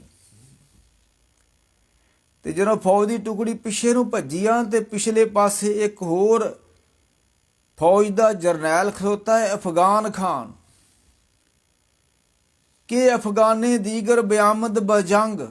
ਜਦੋਂ ਉਹ ਦੂਸਰੇ ਜਰਨੈਲ ਨੇ ਟੁਕੜੀ ਪਿਛਾਂਹ ਨੂੰ ਭੱਜਦੀ ਵੇਖੀ ਤੇ ਪੁੱਛਿਆ ਕੀ ਗੱਲ ਪਿਛਾਂਹ ਭੱਜ ਆਇਓ ਗੜੀ ਦੇ ਲਾਗੋਂ, ਕੀ ਹੋਇਆ? ਕਹਿਣ ਲੱਗੇ ਹੋਣਾ ਕੀ ਆ, ਉਹ ਮਾਰਿਆ ਗਿਆ, ਸਾਡਾ ਜਰਨੈਲ ਹੀ ਮਾਰਿਆ ਗਿਆ। ਤੇ ਕਹਿੰਦੇ ਉਹਨੂੰ ਬੜਾ ਗੁੱਸਾ ਆਇਆ ਫਿਰ ਅਫਗਾਨ ਖਾਨ ਨੂੰ ਕਿ ਅਫਗਾਨੇ ਦੀਗਰ ਬਿਆਮਦ ਬਜੰਗ, ਤੂੰ ਸੈਲੇ ਰਵਾ ਹਮ ਚੋ ਤੀਰੋ ਤਫੰਗ। ਉਹਨੂੰ ਜਦੋਂ ਗੁੱਸਾ ਆਇਆ ਨਾ ਅਫਗਾਨ ਖਾਨ ਨੂੰ, ਤੇ ਬੜੇ ਗੁੱਸੇ ਦੇ ਨਾਲ ਮਹਾਰਾਜ ਕਹਿੰਦੇ ਉਹ ਸਾਡੀ ਗੜੀ ਵੱਲ ਭੱਜ ਕੇ ਆਉਂਦੇ ਆਏ, ਬੜੀ ਕਾਹਲੀ ਦੇ ਨਾਲ ਆ ਰਿਹਾ ਹੈ। ਚੂ ਸੈਲੇ ਰਵਾਂ, ਸੈਲੇ ਕਹਿੰਦੇ ਨੇ ਪਹਾੜ ਨੂੰ, ਜਿਸ ਤਰ੍ਹਾਂ ਪਹਾੜ ਤੋਂ ਕੋਈ ਚੀਜ਼ ਠਾਹ ਨੂੰ ਡਿੱਗਦੀ ਆ। ਚੂ ਸੈਲੇ ਰਵਾਂ ਹਮ ਚੋ ਤੀਰੋ ਤਫੰਗ, ਜਿਸ ਤਰ੍ਹਾਂ ਗੋਲੀ ਭੱਜ ਕੇ ਜਾਂਦੀ ਹੈ, ਇੰਨੀ ਤੇਜ਼ੀ ਦੇ ਨਾਲ ਭੱਜਾ ਆਉਂਦਾ ਗੜੀ ਵੱਲ ਨੂੰ। ਤੇ ਜਦੋਂ ਗੜੀ ਲਾਗੇ ਆ ਗਿਆ ਨਾ, ਉਹਨੇ ਆਖਿਆ ਕੰਧ ਦੇ ਉੱਤੇ ਨਹੀਂ ਚੜਨਾ, ਹੁਣ ਬੂਹਾ ਤੋੜੋ ਤੇ ਅੰਦਰ ਵੜ ਜਾਓ ਸਾਰੇ ਹੀ, ਤੇ ਹੱਥੋਂ ਹੱਥੀ ਤਲਵਾਰਾਂ ਦੇ ਨਾਲ ਜਿੰਨੇ ਵੀ ਹੈਗੇ ਖਤਮ ਕਰਕੇ ਪਰਾਂ ਮਾਰੋ ਇਹਨਾਂ ਨੂੰ। ਤੇ 10ਵੇਂ ਪਾਤਸ਼ਾਹ ਨੇ ਜਦੋਂ ਵੇਖਿਆ ਵੀ ਹੁਣ ਬੂਹਾ ਤੋੜਨ ਲੱਗੇ ਨੇ, ਬੂਹਾ ਤੋੜ ਕੇ ਅੰਦਰ ਆਉਣਗੇ, ਫਿਰ ਮਹਾਰਾਜ ਨੇ ਇੱਕ ਰਣਨੀਤੀ ਅਪਣਾਈ। ਮਹਾਰਾਜ ਜਿੱਥੇ ਫੌਜ ਤਿਆਰ ਕੀਤੀ ਹੈ ਨਾ, ਖਾਲਸਾ ਅਕਾਲ ਪੁਰਖ ਕੀ ਫੌਜ, ਤੇ ਉਹ ਫੌਜ ਦੇ ਜਰਨੈਲ ਵੀ ਨੇ, ਤੇ ਜਰਨੈਲ ਨੂੰ ਪਤਾ ਫੌਜ ਨੂੰ ਕਿਵੇਂ ਲੜਾਉਣਾ ਹੈ। ਤੇ ਮਹਾਰਾਜ ਨੇ ਜਦੋਂ ਸੋਚਿਆ ਵੀ ਇਹ ਬੂਹਾ ਤੋੜ ਕੇ ਅੰਦਰ ਆ ਜਾਣਗੇ, ਫਿਰ ਮਹਾਰਾਜ ਨੇ ਇੱਕ ਸਕੀਮ ਘੜੀ, ਰਣਨੀਤੀ ਘੜੀ। ਜਰਨੈਲ ਨੇ ਫੌਜ ਦੇ, ਜੇ ਖਾਲਸਾ ਪੁਰਖ ਫੌਜ ਆ ਤੇ ਉਹਦੇ ਪਹਿਲੇ ਜਰਨੈਲ 10ਵੇਂ ਪਾਤਸ਼ਾਹ ਹੀ ਨੇ। ਮਹਾਰਾਜ ਨੇ ਆਖਿਆ ਵੀ ਹੁਣ 5-5 ਜਾਣੇ ਗੜੀ ਤੋਂ ਬਾਹਰ ਹੋ ਜਾਓ, ਬੂਹਾ ਖੋਲੋ ਤੇ 5 ਜਾਣੇ ਬਾਹਰ ਹੋ ਜਾਓ ਤੇ ਬੂਹਾ ਫੇਰ ਮਾਰ ਲਓ। ਇਹ ਸਕੀਮ ਬਣਾਈ ਮਹਾਰਾਜ ਨੇ। ਤੇ ਪਹਿਲੇ ਜਥੇ ਵਿੱਚ ਆਪਣਾ ਪੁੱਤਰ ਭੇਜਿਆ ਬਾਬਾ ਅਜੀਤ ਸਿੰਘ ਜੀ। ਦੁਨੀਆ ਇਹ ਨਾ ਕਵੇ ਕੱਲ ਨੂੰ ਕਿ ਆਪਣਿਆਂ ਨੂੰ ਪਿੱਛੋਂ ਭੇਜਿਆ ਤੇ ਪਹਿਲਾਂ ਲੋਕਾਂ ਦੇ ਪੁੱਤਰਾਂ ਨੂੰ ਮਰਵਾਇਆ, ਇਹ ਨਾ ਕੋਈ ਗੱਲ ਕਹਿ ਦੇ। ਗੁਰੂ ਗੋਬਿੰਦ ਸਿੰਘ ਨੇ ਆਪਣੇ ਪੁੱਤਰ ਨੂੰ ਪਹਿਲੇ ਜਥੇ ਵਿੱਚ ਭੇਜਿਆ, ਬਾਬਾ ਅਜੀਤ ਸਿੰਘ ਨੂੰ। ਜਦੋਂ ਗੜੀ ਦਾ ਬੂਹਾ ਖੋਲ ਦਿੱਤਾ ਗਿਆ ਤੇ 5 ਸਿੰਘ ਗੜੀ ਤੋਂ ਬਾਹਰ ਆ ਗਏ ਨੇ, ਤੇ ਅਫਗਾਨ ਖਾਨ ਦੇ ਬੂਹਾ ਬੰਦ ਕਰ ਲਿਆ। ਫਿਰ ਅਫਗਾਨ ਖਾਨ ਦੇ ਨਾਲ ਭਾਰੀ ਜੰਗ ਹੋ ਰਹੀ ਆ, ਉਹ ਪੰਜੇ ਦੇ ਪੰਜੇ ਸ਼ਹੀਦ ਹੋ ਗਏ। ਫਿਰ ਦੂਸਰਾ ਜਥਾ ਭੇਜਿਆ 10ਵੇਂ ਪਾਤਸ਼ਾਹ ਨੇ, 5 ਤਿਆਰ ਕੀਤੇ ਤੇ ਜਥੇ ਨੂੰ ਬਾਹਰ ਕੱਢ ਕੇ ਬੂਹਾ ਫੇਰ ਬੰਦ ਕਰ ਲਿਆ। ਇਸ ਤਰ੍ਹਾਂ 3-4 ਜਥੇ ਮਹਾਰਾਜ ਨੇ ਭੇਜੇ, ਤੇ ਜਿਹੜਾ ਅੱਗੇ ਲੜ ਰਿਹਾ ਸੀ ਉਹ ਸੀ ਅਫਗਾਨ ਖਾਨ, ਤੇ ਬਹੁਤ ਬਹਾਦਰ ਸੀ। ਮਹਾਰਾਜ ਲਿਖਦੇ ਆ, ਬਸੇ ਹਮਲਾ ਕਰਦੰ ਬਾ ਮਰਦਾਨਗੀ, ਉਹ ਮਰਦ ਸੀ ਤੇ ਉਹਨੇ ਮਰਦਾਂ ਵਾਂਗੂ ਹਮਲੇ ਕੀਤੇ। ਫਿਰ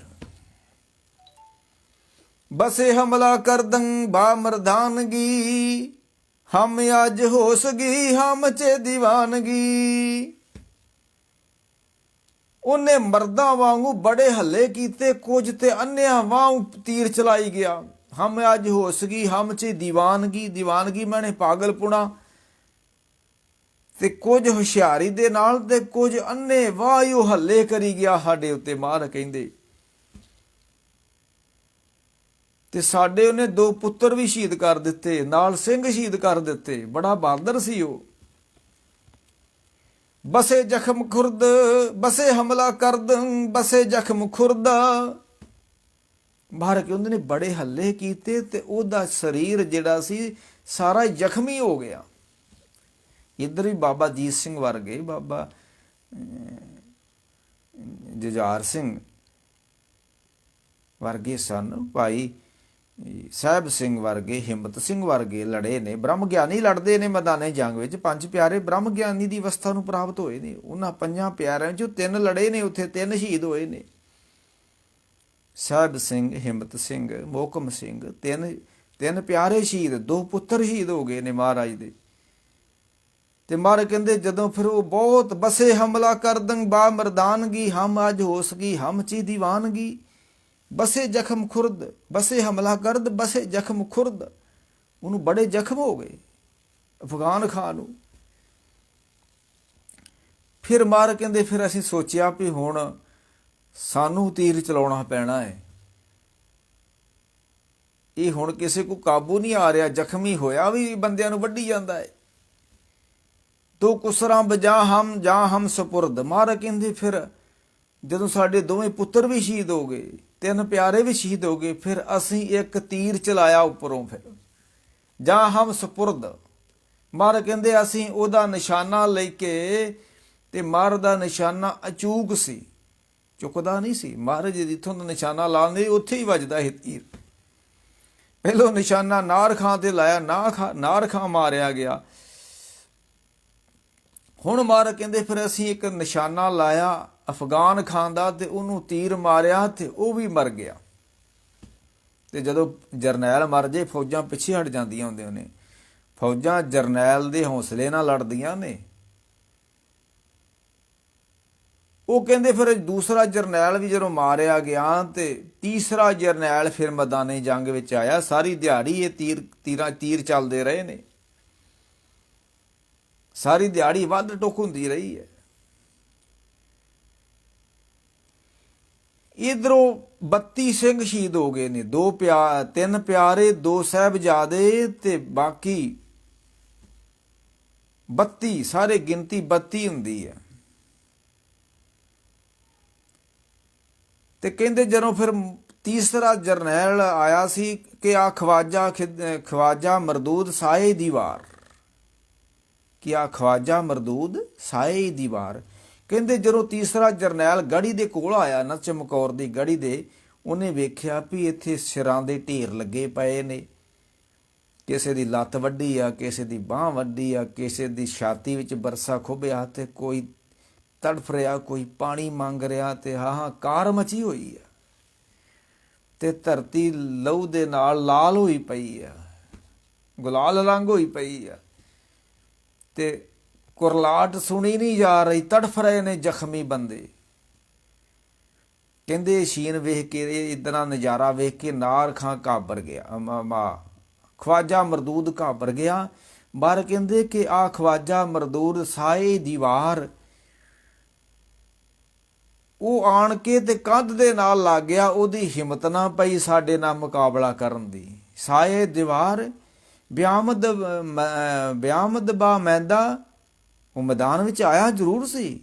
ਨਿਆਮਦ ਬਾ ਮੈਂਦਾ ਮੈਦਾਨ ਵਿੱਚ ਆਇਆ ਸੀ। ਨਾ ਮਰਦਾਨੇ ਵਾਰ, ਪਰ ਮਰਦਾਂ ਵਾਂਗੂ ਉਸਨੇ ਆਣ ਕੇ ਵਾਰ ਨਹੀਂ ਕੀਤਾ ਕੋਈ ਵੀ। ਤੇ ਫਿਰ ਹੋਇਆ ਕਿ ਦਰੇਗਾ ਹੋਏ ਅਗਰ ਰੂਦ ਮੇਂ, ਦਰੇਗਾ ਅਗਰ ਰੂਏ ਉਹ ਦੀਦ ਮੇਂ। ਕਹਿਣ ਲੱਗੇ ਸਾਨੂੰ ਬੜਾ ਅਫਸੋਸ ਹੈ, ਸਾਡੇ ਸਾਹਮਣੇ ਨਹੀਂ ਆਉਣ ਦਿਆ।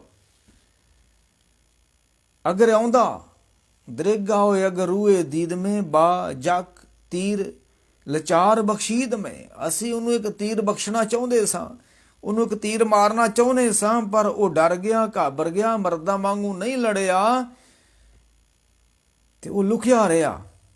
ਤੇ ਇੰਨੇ ਚਿਰ ਨੂੰ ਮਾਰ ਫਿੰਦੇ ਹੋਇਆ ਕਿ ਸ਼ਾਮਾਂ ਪੈ ਗਈਆਂ। ਹੁਣ ਹਨੇਰੇ ਵਿੱਚ ਤਾਂ ਤੀਰ ਵੱਜਣਾ ਹੀ ਨਹੀਂ ਸੀ।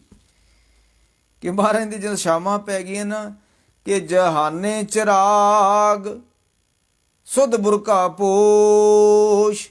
ਜਹਾਨੇ ਚਿਰਾਗ, ਜਹਾਨ ਦਾ ਚਿਰਾਗ, ਜਾਨੀ ਕਿ ਸੂਰਜ ਛਿਪ ਗਿਆ। ਸੁਧ ਬੁਰਕਾ ਪੋਸ਼, ਉਹਨੇ ਬੁਰਕਾ ਲੈ ਲਿਆ, ਮੂੰਹ ਢੱਕ ਲਿਆ ਆਪਣਾ ਸੂਰਜ ਨੇ। ਅਥਵਾ ਸ਼ਾਮਾਂ ਪੈ ਗਈਆਂ, ਸੂਰਜ ਛਿਪ ਗਿਆ। ਸ਼ਾਹੇ ਸ਼ਬ ਹਮਿਓ ਜਲਵਾ ਜੋਸ਼। ਸ਼ਾਹੇ ਸ਼ਬ, ਸ਼ਬ ਕਹਿੰਦੇ ਨੇ ਰਾਤ ਨੂੰ। ਰਾਤ ਦਾ ਬਾਦਸ਼ਾਹ ਚੰਦਰਮਾ ਚੜਿਆ ਬੜੇ ਸੱਜ ਧੱਜ ਕੇ, ਬੜੀ ਰੋਸ਼ਨੀ ਲੈ ਕੇ ਚੜਿਆ। ਸ਼ਾਹੇ ਸ਼ਬ ਹਮੇ ਜਲਵਾ ਜੋਸ਼। ਸੂਰਜ ਛਿਪ ਗਿਆ, ਚੰਦਰਮਾ ਚੜ ਗਿਆ। ਉਹ ਗੜੀ ਤੋਂ ਪਿੱਛੇ ਹੋ ਕੇ ਹਟ ਕੇ ਬਹਿ ਗਏ, ਤੇ ਅਸੀਂ ਗੜੀ ਦੇ ਅੰਦਰ ਬਹਿ ਗਏ। ਤੇ ਇਸ ਵੇਲੇ 8 ਸਰੀਰ ਨੇ ਗੜੀ ਦੇ ਅੰਦਰ। ਇੱਕ 10ਵੇਂ ਪਾਤਸ਼ਾਹ, ਦੂਸਰਾ ਧਰਮ ਭਾਈ ਦਇਆ ਸਿੰਘ ਜੀ, ਤੀਸਰੇ ਭਾਈ ਧਰਮ ਸਿੰਘ ਜੀ, ਚੌਥੇ ਭਾਈ ਮਾਨ ਸਿੰਘ ਜੀ, ਪੰਜਵੇਂ ਭਾਈ ਸੰਤ ਸਿੰਘ ਜੀ, ਤੇ 6ਵੇਂ ਭਾਈ ਸੰਗਤ ਸਿੰਘ ਜੀ, 8ਵੇਂ ਮਦਨ ਸਿੰਘ ਜੀ, ਤੇ 7ਵੇਂ ਮਦਨ ਸਿੰਘ ਜੀ, ਤੇ 8ਵੇਂ ਭਾਈ ਕਾਠਾ ਸਿੰਘ ਜੀ।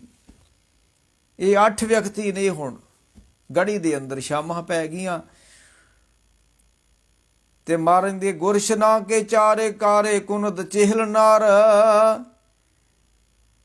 ਕਿ ਦੈ ਲੱਖ ਕਹਿੰਦੇ ਅਸੀਂ ਭੁੱਖੇ ਭਾਣੇ ਪਹਿਲੀ ਰਾਤ ਦੇ ਵੀ, ਅੱਜ ਦੂਸਰੀ ਰਾਤ ਸਾਨੂੰ ਭੁੱਖਿਆਂ ਨੂੰ ਗੁਜ਼ਾਰਨੀ ਪੈਣੀ ਆ।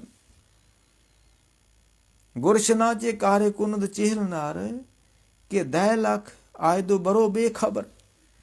ਭੁੱਖਿਆਂ ਭਾਣਿਆਂ ਦੇ ਉੱਤੇ 10 ਲੱਖ ਫੌਜ ਛੱਡ ਛੱਡੀ ਤੂੰ। ਅਸੀਂ ਕੀ ਕਰ ਸਕਦੇ ਸੀ? ਹਮ ਆਖਰ ਕੇ ਮਰਦੀ ਕਾਰ ਜਾਰ ਕੁਨਦ ਕਿ ਬਰ ਚੇਹਲ ਕੇ ਤਨ ਚੇਹਲ ਤਨ ਬਰ ਅੱਜ ਤੋਂ ਬਰੋ ਬੇਖਬਰ। ਇਹ ਫਿਰ ਜਦੋਂ ਸ਼ਾਮਾਂ ਦਾ ਟਾਈਮ ਹੋਇਆ ਤੇ ਹੁਣ ਰਾਤ ਨੂੰ ਰਹਿ ਰਾਸ ਦੇ ਪਾਠ ਦੀ ਸਮਾਪਤੀ ਹੋਈ ਆ। ਵੇਖੋ ਏਡਾ ਵੱਡਾ ਕਾਂਡ ਹੋ ਗਿਆ ਤੇ ਫੇਰ ਵੀ ਅੰਦਰ ਬੈਠੇ 10ਵੇਂ ਪਾਤਸ਼ਾਹ ਰਹਿ ਰਾਸ ਦਾ ਪਾਠ ਪਏ ਸੁਣਦੇ ਨੇ, ਸਿੰਘ ਕਰਨ ਦੇ ਨੇ। ਤੇ ਸਿੱਖ ਨੂੰ ਕੋਈ ਫਿਕਰ ਨਹੀਂ ਹੁੰਦਾ ਰਹਿ ਰਾਸ ਦੇ ਪਾਠ ਦਾ। ਸਿੱਖ ਨੂੰ ਕੋਈ ਫਿਕਰ ਨਹੀਂ ਗਾ ਕਿ ਗੁਰਦੁਆਰੇ ਜਾਣਾ, ਰਹਿ ਰਾਸ ਦਾ ਟਾਈਮ ਹੋ ਗਿਆ। ਸਿੱਖ ਨੂੰ ਤਾਂ ਕੋਈ ਫਿਕਰ ਨਹੀਂ ਗਾ ਆਸਾ ਦੀ ਵਾਰ ਦਾ ਟਾਈਮ ਹੋ ਗਿਆ। ਐਡਾ ਬੇਪਰਵਾਹ ਸਿੱਖ ਹੋ ਗਿਆ, ਐਡਾ ਲਾਪਰਵਾਹ ਜਿਹਾ ਸਿੱਖ ਹੋ ਗਿਆ। ਰਹਿ ਰਾਸ ਦੇ ਪਾਠ ਤੇ ਬਾਅਦਾ ਹੁਣ ਕੋਈ ਰੋਟੀ ਪਾਣੀ ਤੇ ਹੈ ਨਹੀਂ ਗਾ ਅੰਦਰ। ਵਿਚਾਰ ਕੀਤੀ ਗਈ ਵੀ ਹੁਣ ਕੱਲ ਨੂੰ ਕੀ ਹੋਏਗਾ। 10ਵੇਂ ਪਾਤਸ਼ਾਹ ਕਹਿੰਦੇ ਕੱਲ ਨੂੰ ਕੀ ਹੋਣਾ? ਜੋ ਅੱਜ ਹੋਇਆ ਸ਼ਹੀਦੀਆਂ ਪ੍ਰਾਪਤ ਕੀਤੀਆਂ, ਕੱਲ ਨੂੰ ਵੀ ਸ਼ਹੀਦ ਹੀ ਹੋਣਾ ਪੈਣਾ, ਹੋਰ ਕੀ ਹੋਣਾ ਕੱਲ ਨੂੰ। ਸਿੰਘ ਕਹਿਣ ਲੱਗੇ ਮਹਾਰਾਜ ਸੱਚੇ ਪਾਤਸ਼ਾਹ ਜੇ ਤੁਸੀਂ ਸ਼ਹੀਦ ਹੋ ਗਏ ਤੇ ਬਹੁਤ ਘਾਟਾ ਪੰਥ ਨੂੰ ਪੈਣਾ ਤੇ ਤੁਸੀਂ ਨਿਕਲ ਜਾਓ ਇੱਥੋਂ। ਕਹਿੰਦੇ ਵੀ ਏਡਾ ਵੱਡਾ ਘੇਰਾ ਤੇ ਕਿਵੇਂ ਨਿਕਲਿਆ ਜਾਵੇ। ਫਿਰ ਕਹਿੰਦੇ ਨੇ ਕਿ ਮਹਾਰਾਜ ਕਹਿੰਦੇ ਨਾ ਅਸੀਂ ਨਹੀਂ ਨਿਕਲਣਾ, ਅਸੀਂ ਕੱਲ ਨੂੰ ਇੱਥੇ ਸ਼ਹੀਦੀ ਪ੍ਰਾਪਤ ਕਰਾਂਗੇ। ਕਹਿੰਦੇ ਨੇ ਵੀ ਇਤਿਹਾਸ ਬੋਲਦਾ ਵੀ ਹੈ ਤੇ ਕੁਛ ਕਿਤੇ ਕਿਤੇ ਨਹੀਂ ਵੀ ਬੋਲਦਾ ਵੀ ਸਿੰਘਾਂ ਨੇ 5 ਪਿਆਰਿਆਂ ਨੇ ਭਾਈ ਦਇਆ ਸਿੰਘ, ਧਰਮ ਸਿੰਘ, ਮਾਨ ਸਿੰਘ, ਸੰਤ ਸਿੰਘ ਤੇ ਸੰਗਤ ਸਿੰਘ ਹੋਣਾ ਨੇ ਫਿਰ ਹੁਕਮਨਾਮਾ ਜਾਰੀ ਕੀਤਾ। 10ਵੇਂ ਪਾਤਸ਼ਾਹ ਨੂੰ ਹੁਕਮ ਲਾ ਦਿੱਤਾ ਕਿ ਪੰਥ ਤੁਹਾਨੂੰ ਹੁਕਮ ਹੈ ਕਰਦਾ ਤੇ ਗੁਰੂ ਗੋਬਿੰਦ ਸਿੰਘ ਅੱਗੇ ਕੁਝ ਕਹਿ ਨਹੀਂ ਸਕਦਾ ਤੇ ਜੋ ਮਰਜ਼ੀ ਹੋ ਜੇ ਤੇ ਗੁਰੂ ਗੋਬਿੰਦ ਸਿੰਘ ਗੜੀ ਵਿੱਚ ਨਹੀਂ ਰਹਿ ਸਕਦਾ। ਪੰਥ ਨੇ ਹੁਕਮ ਲਾ ਦਿੱਤਾ 10ਵੇਂ ਪਾਤਸ਼ਾਹ ਨੂੰ। ਤੇ ਇੱਥੇ ਕਵੀ ਸੰਤੋਖ ਸਿੰਘ ਜੀ ਇੱਕ ਗੱਲ ਲਿਖਦੇ ਨੇ ਵੀ ਗੁਰੂ ਗੋਬਿੰਦ ਸਿੰਘ ਜੀ 5 ਪਿਆਰਿਆਂ ਨੂੰ ਗੁਰਤਾ ਗੱਦੀ ਦੇਣ ਲੱਗੇ ਕਿ ਸਵੇਰੇ ਅਸੀਂ ਸ਼ਹੀਦ ਹੋ ਜਾਣਾ ਤੇ 5 ਪਿਆਰਿਆਂ ਨੂੰ ਗੁਰਤਾ ਗੱਦੀ ਦੇਣ ਲੱਗੇ। ਪਰ ਨਹੀਂ, ਗੁਰਤਾ ਗੱਦੀ ਦਾ ਸਵਾਲ ਹੀ ਨਹੀਂ ਹੈ। ਗੁਰਤਾ ਗੱਦੀ ਤੇ 10ਵੇਂ ਪਾਤਸ਼ਾਹ ਨੇ ਜਿੱਦਣ ਖਾਲਸਾ ਪੰਥ ਸਾਜਿਆ ਸੀ 1699 ਨੂੰ, ਗੁਰਤਾ ਗੱਦੀ ਤੇ ਉਸ ਦਿਨ ਪੰਥ ਨੂੰ ਦੇ ਦਿੱਤੀ ਹੈ। ਖਾਲਸਾ ਗੁਰੂ, ਗੁਰੂ ਖਾਲਸਾ ਕਰੂ ਮੈਂ, ਗੁਰੂ ਖਾਲਸਾ ਖਾਲਸਾ ਗੁਰੂ ਅਬ ਤੇ ਬਿੱਧ ਹੋਈਏ ਸ਼ੁਰੂ। ਉਦੋਂ 10ਵੇਂ ਪਾਤਸ਼ਾਹ ਨੇ ਆਖਿਆ ਸੀ ਵੀ ਹੁਣ ਮੈਂ ਚੇਲਾ ਵਾਂ ਤੇ ਵਾਹ ਵਾਹ ਗੋਬਿੰਦ ਸਿੰਘ ਆਪੇ ਗੁਰ ਚੇਲਾ। ਅੱਜ ਤੁਸੀਂ ਮੇਰੇ ਗੁਰੂ, ਮੈਂ ਚੇਲਾ ਤੇ ਮੈਨੂੰ ਪੌਲ ਦਿਓ। ਤੇ ਉਸ ਦਿਨ ਮੱਥਾ ਟੇਕ ਕੇ ਤੇ ਗੁਰਿਆਹੀ ਪੰਥ ਨੂੰ ਦੇ ਦਿੱਤੀ ਹੈ 5 ਪਿਆਰਿਆਂ ਨੇ। ਗਰੀਬ ਸਿੱਖਣ ਕੋ ਦਈ ਪਾਤਸ਼ਾਹੀ। ਜਿਹੜੇ ਛੋਟੇ ਜਾਤ, ਝੀਰ ਜਾਤ, ਸ਼ਿੰਬੇ ਜਾਤ, ਉਹਨਾਂ ਨੂੰ ਮੱਥਾ ਟੇਕਿਆ 10ਵੇਂ ਪਾਤਸ਼ਾਹ ਨੇ। ਪੈਰੀ ਪਵਨਾ ਜਗ ਵਰਤਾਇਆ, 4 ਵਰਨ 1 ਵਰਨ ਕਰਾਇਆ। ਹਾਂਜੀ, ਤੇ ਹੁਣ ਤੇ ਗੁਰਿਆਈ ਦਾ ਕੋਈ ਮਤਲਬ ਨਹੀਂ ਹੈ ਦੁਬਾਰਾ ਗੁਰਿਆਈ ਦੇਣ ਦਾ। ਫਿਰ ਇੱਥੋਂ ਜਦੋਂ ਪੰਥ ਨੇ ਹੁਕਮ ਲਾ ਦਿੱਤਾ ਤੇ ਹੁਣ ਨਿਕਲਣ ਦੀ ਸਕੀਮ ਬਣਾ ਰਹੇ ਨੇ ਵੀ ਨਿਕਲਣਾ ਕਿਸ ਤਰ੍ਹਾਂ ਵਾ। ਇਹ ਫਿਰ ਅੱਗੇ ਥੋੜਾ ਜਿਹਾ ਲੰਮਾ ਪ੍ਰਸੰਗ ਚੱਲਣਾ ਵਾ, ਕਿਸ ਤਰ੍ਹਾਂ ਮਹਾਰਾਜ ਸਕੀਮ ਘੜਦੇ ਨੇ, ਕਿਸ ਤਰ੍ਹਾਂ ਉੱਥੋਂ ਨਿਕਲ ਜਾਂਦੇ ਨੇ। ਤੇ ਮਹਾਰਾਜ ਲਿਖਦੇ ਵੀ ਨੇ ਜਫਰਨਾਮੇ 'ਚ, ਨਾ ਪਚੀਦਾ ਮੂਏ ਨਾ ਰਜੀਦਾ ਤਨ ਕੇ ਬੇਰੂ ਖੁਦਾਵੰਦ ਦੁਸ਼ਮਨ ਸ਼ਿਕਨ। ਮੈਂ ਗੜੀ ਵਿੱਚੋਂ ਬਾਹਰ ਆਇਆ, ਨਾ ਪਚੀਦਾ ਮੂਏ ਮੇਰਾ ਵਾਲ ਵਿੰਗਾ ਨਹੀਂ ਹੋਇਆ, ਨਾ ਰਜੀਦਾ ਤਨ ਮੇਰੇ ਸਰੀਰ ਤੇ ਕੋਈ ਝਰੀਟ ਨਹੀਂ ਆਈ। ਕਿ ਬੇਰੂ ਖੁਦਾਵੰਦ ਦੁਸ਼ਮਨ ਸ਼ਿਕਨ, ਮੈਨੂੰ ਮੇਰੇ ਖੁਦਾ ਨੇ ਇਸ ਘੇਰੇ ਵਿੱਚੋਂ ਕੱਢ ਲਿਆ ਤੇ ਵੈਰੀਆਂ ਨੂੰ ਅੰਨ੍ਹਿਆਂ ਕਰਕੇ ਰੱਖ ਦਿੱਤਾ ਪਰਮੇਸ਼ਰ ਨੇ। ਇਹ ਫਿਰ ਜਾਂ ਕੱਲ ਨੂੰ ਆਪਾਂ ਥੋੜਾ ਜਿਹਾ ਪ੍ਰਸੰਗ ਅੱਗੇ ਤੁਰਾਂਗੇ ਕਿ ਕਿਸ ਤਰ੍ਹਾਂ ਮਹਾਰਾਜ ਕਿਹੜੀ ਸਕੀਮ ਦੇ ਨਾਲ। ਕਈ ਕਹਿੰਦੇ ਨੇ ਕਿ ਨਗਾਰਾ ਵਜਾ ਦਿੱਤਾ, ਚੋਟਾਂ ਲਾ ਦਿੱਤੀਆਂ, ਵੀ ਤਾੜੀ ਮਾਰ ਦਿੱਤੀ, 10ਵੇਂ ਪਾਤਸ਼ਾਹ ਚੱਲੇ ਨੇ। ਇਸ ਤਰ੍ਹਾਂ ਨਹੀਂ ਨਿਕਲੇ। ਇਹ ਕਵੀਸ਼ਰ ਢਾਡੀ ਕੋਲੋਂ ਝੂਠ ਲਾਈ ਜਾਂਦੇ ਨੇ, ਉਹ ਕਿਸ ਤਰੀਕੇ ਦੇ ਨਾਲ ਨਿਕਲੇ ਨੇ। ਨਹੀਂ ਕੋਈ ਨਗਾਰਾ ਨਹੀਂ ਵਜਾਇਆ ਗਿਆ, ਕੋਈ ਤਾੜੀ ਨਹੀਂ ਮਾਰੀ ਗਈ। ਇਹ ਕੋਲੋਂ ਗੱਲਾਂ ਬਣਾ ਲੈਂਦੇ ਨੇ। ਮਹਾਰਾਜ ਭਾਈ ਸੰਗਤ ਸਿੰਘ ਨੂੰ ਆਪਣੀ ਕਲਗੀ ਤੇ ਚੋਲਾ ਦਿੰਦੇ ਨੇ ਤਾਂ ਕਿ ਵੈਰੀ ਦਲ ਨੂੰ ਪਤਾ ਲੱਗ ਸਕੇ ਸਵੇਰੇ ਵੀ 10ਵੇਂ ਪਾਤਸ਼ਾਹ ਅਜੇ ਗੜੀ ਦੇ ਅੰਦਰ ਹੀ ਨੇ। ਤੇ ਜੇ ਇਹ ਕਲਗੀ ਲਾਤੀ ਭਾਈ ਸੰਗਤ ਸਿੰਘ ਨੂੰ, ਚੋਲਾ ਬਣਾ ਦਿੱਤਾ ਵੈਰੀਆਂ ਨੂੰ ਭੁਲੇਖਾ ਪਾਉਣ ਵਾਸਤੇ, ਤੇ ਫਿਰ ਨਗਾਰਾ ਵਜਾਉਣ ਦਾ ਕੀ ਮਤਲਬ ਹੈਗਾ? ਫਿਰ ਤਾੜੀ ਮਾਰਨ ਦਾ ਕੀ ਮਤਲਬ ਹੈਗਾ? ਨਾਲ ਇੱਕ ਪਾਸੇ ਵੈਰੀਆਂ ਨੂੰ ਧੋਖਾ ਦੇਣਾ ਵੀ ਅੰਦਰ ਬੈਠੇ 10ਵੇਂ ਪਾਤਸ਼ਾਹ, ਤੇ ਇੱਕ ਪਾਸੇ ਤਾੜੀ ਮਾਰ ਕੇ ਨਗਾਰੇ ਵਜਾ ਕੇ ਨਿਕਲਣਾ ਵੀ ਮੈਂ ਚੱਲਿਆ ਵਾਂ ਪੀਰ ਹਿੰਦ ਮੇਰ ਵੱਧ, ਹਿੰਦੂਆਂ ਦਾ ਪੀਰ ਚੱਲਿਆ। ਇਹ ਦੋ ਗੱਲਾਂ ਨਹੀਂ ਹੋਣਦੀਆਂ। ਇਹ ਕਿਉਂ ਝੂਠ ਬੋਲਦੇ ਨੇ? ਇਹ ਜੋ ਇਤਿਹਾਸ ਨੇ ਲਿਖਤਾ ਇਹ ਸੁਣਾ ਦਿੰਦੇ ਨੇ। ਨਹੀਂ, ਥੋੜ੍ਹਾ ਆਪਣੀ ਅਕਲ ਨੂੰ ਵੀ ਵਰਤੋ ਨਾ। ਨਹੀਂ, ਉਹ ਜਿਹੜੀ ਤਾੜੀ ਮਾਰੀ ਹੈ ਨਾ, ਉਹ ਵੈਰੀ ਦਲ ਨੂੰ ਦੱਸਣ ਵਾਸਤੇ ਨਹੀਂ ਤਾੜੀ ਮਾਰੀ ਵੀ ਮੈਂ ਚੱਲਿਆ।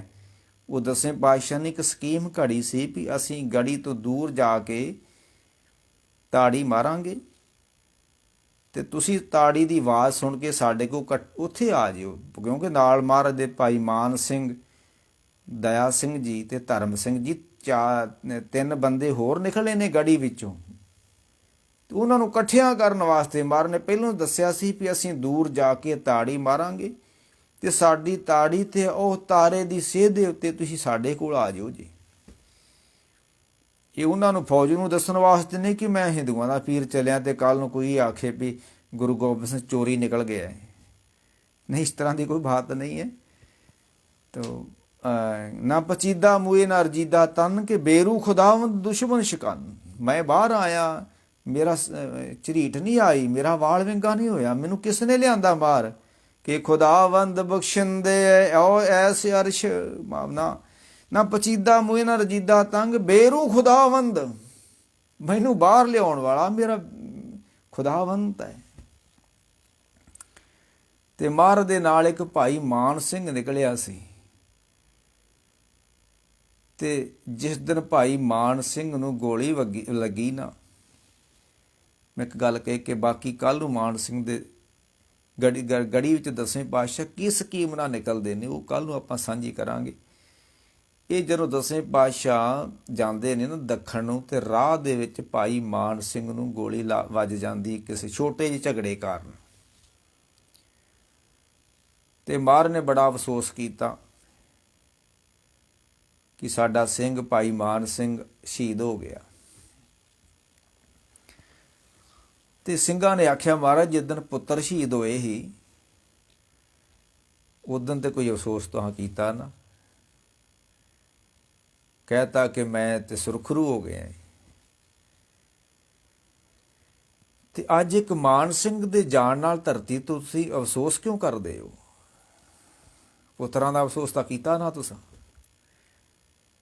ਤੇ 10ਵੇਂ ਪਾਤਸ਼ਾਹ ਕਹਿਣ ਲੱਗੇ, ਇਹ ਭਾਈ ਮਾਨ ਸਿੰਘ ਵਰਗਾ ਬੁੱਧੀਵਾਨ, ਸਿਆਣਾ, ਅਕਲਵਾਨ ਬੰਦਾ ਧਰਤੀ ਤੇ ਕਦੀ ਕਦੀ ਆਉਂਦਾ ਹੈ। ਮੂਰਖਾਂ ਦੇ ਨਾਲ ਤਾਂ ਦੁਨੀਆ ਭਰੀ ਪਈ ਹੈ।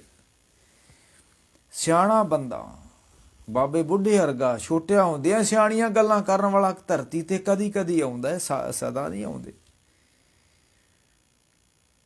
तो बस एक ही तीर्थ है हिंद में यात्रा के लिए, कटाए जहां बेटे बाप ने, कटाए जहां बेटे बाप ने खुदा के लिए। बस एक ही तीर्थ है, ਉਹਨੂੰ ਚਮਕੌਰ ਕਹਿੰਦੇ ਨੇ। ਹੋਰ ਜਿੱਥੇ ਮਰਜੀ ਜਾਓ ਨਾ जाओ, अल्लाह यार खां योगी लिखदा, बस एक ही तीर्थ है हिंद में यात्रा के लिए, कटाए जहां बेटे बाप ने खुदा के लिए। तो हो सकिया कल ਨੂੰ ਫਿਰ ਆਪਾਂ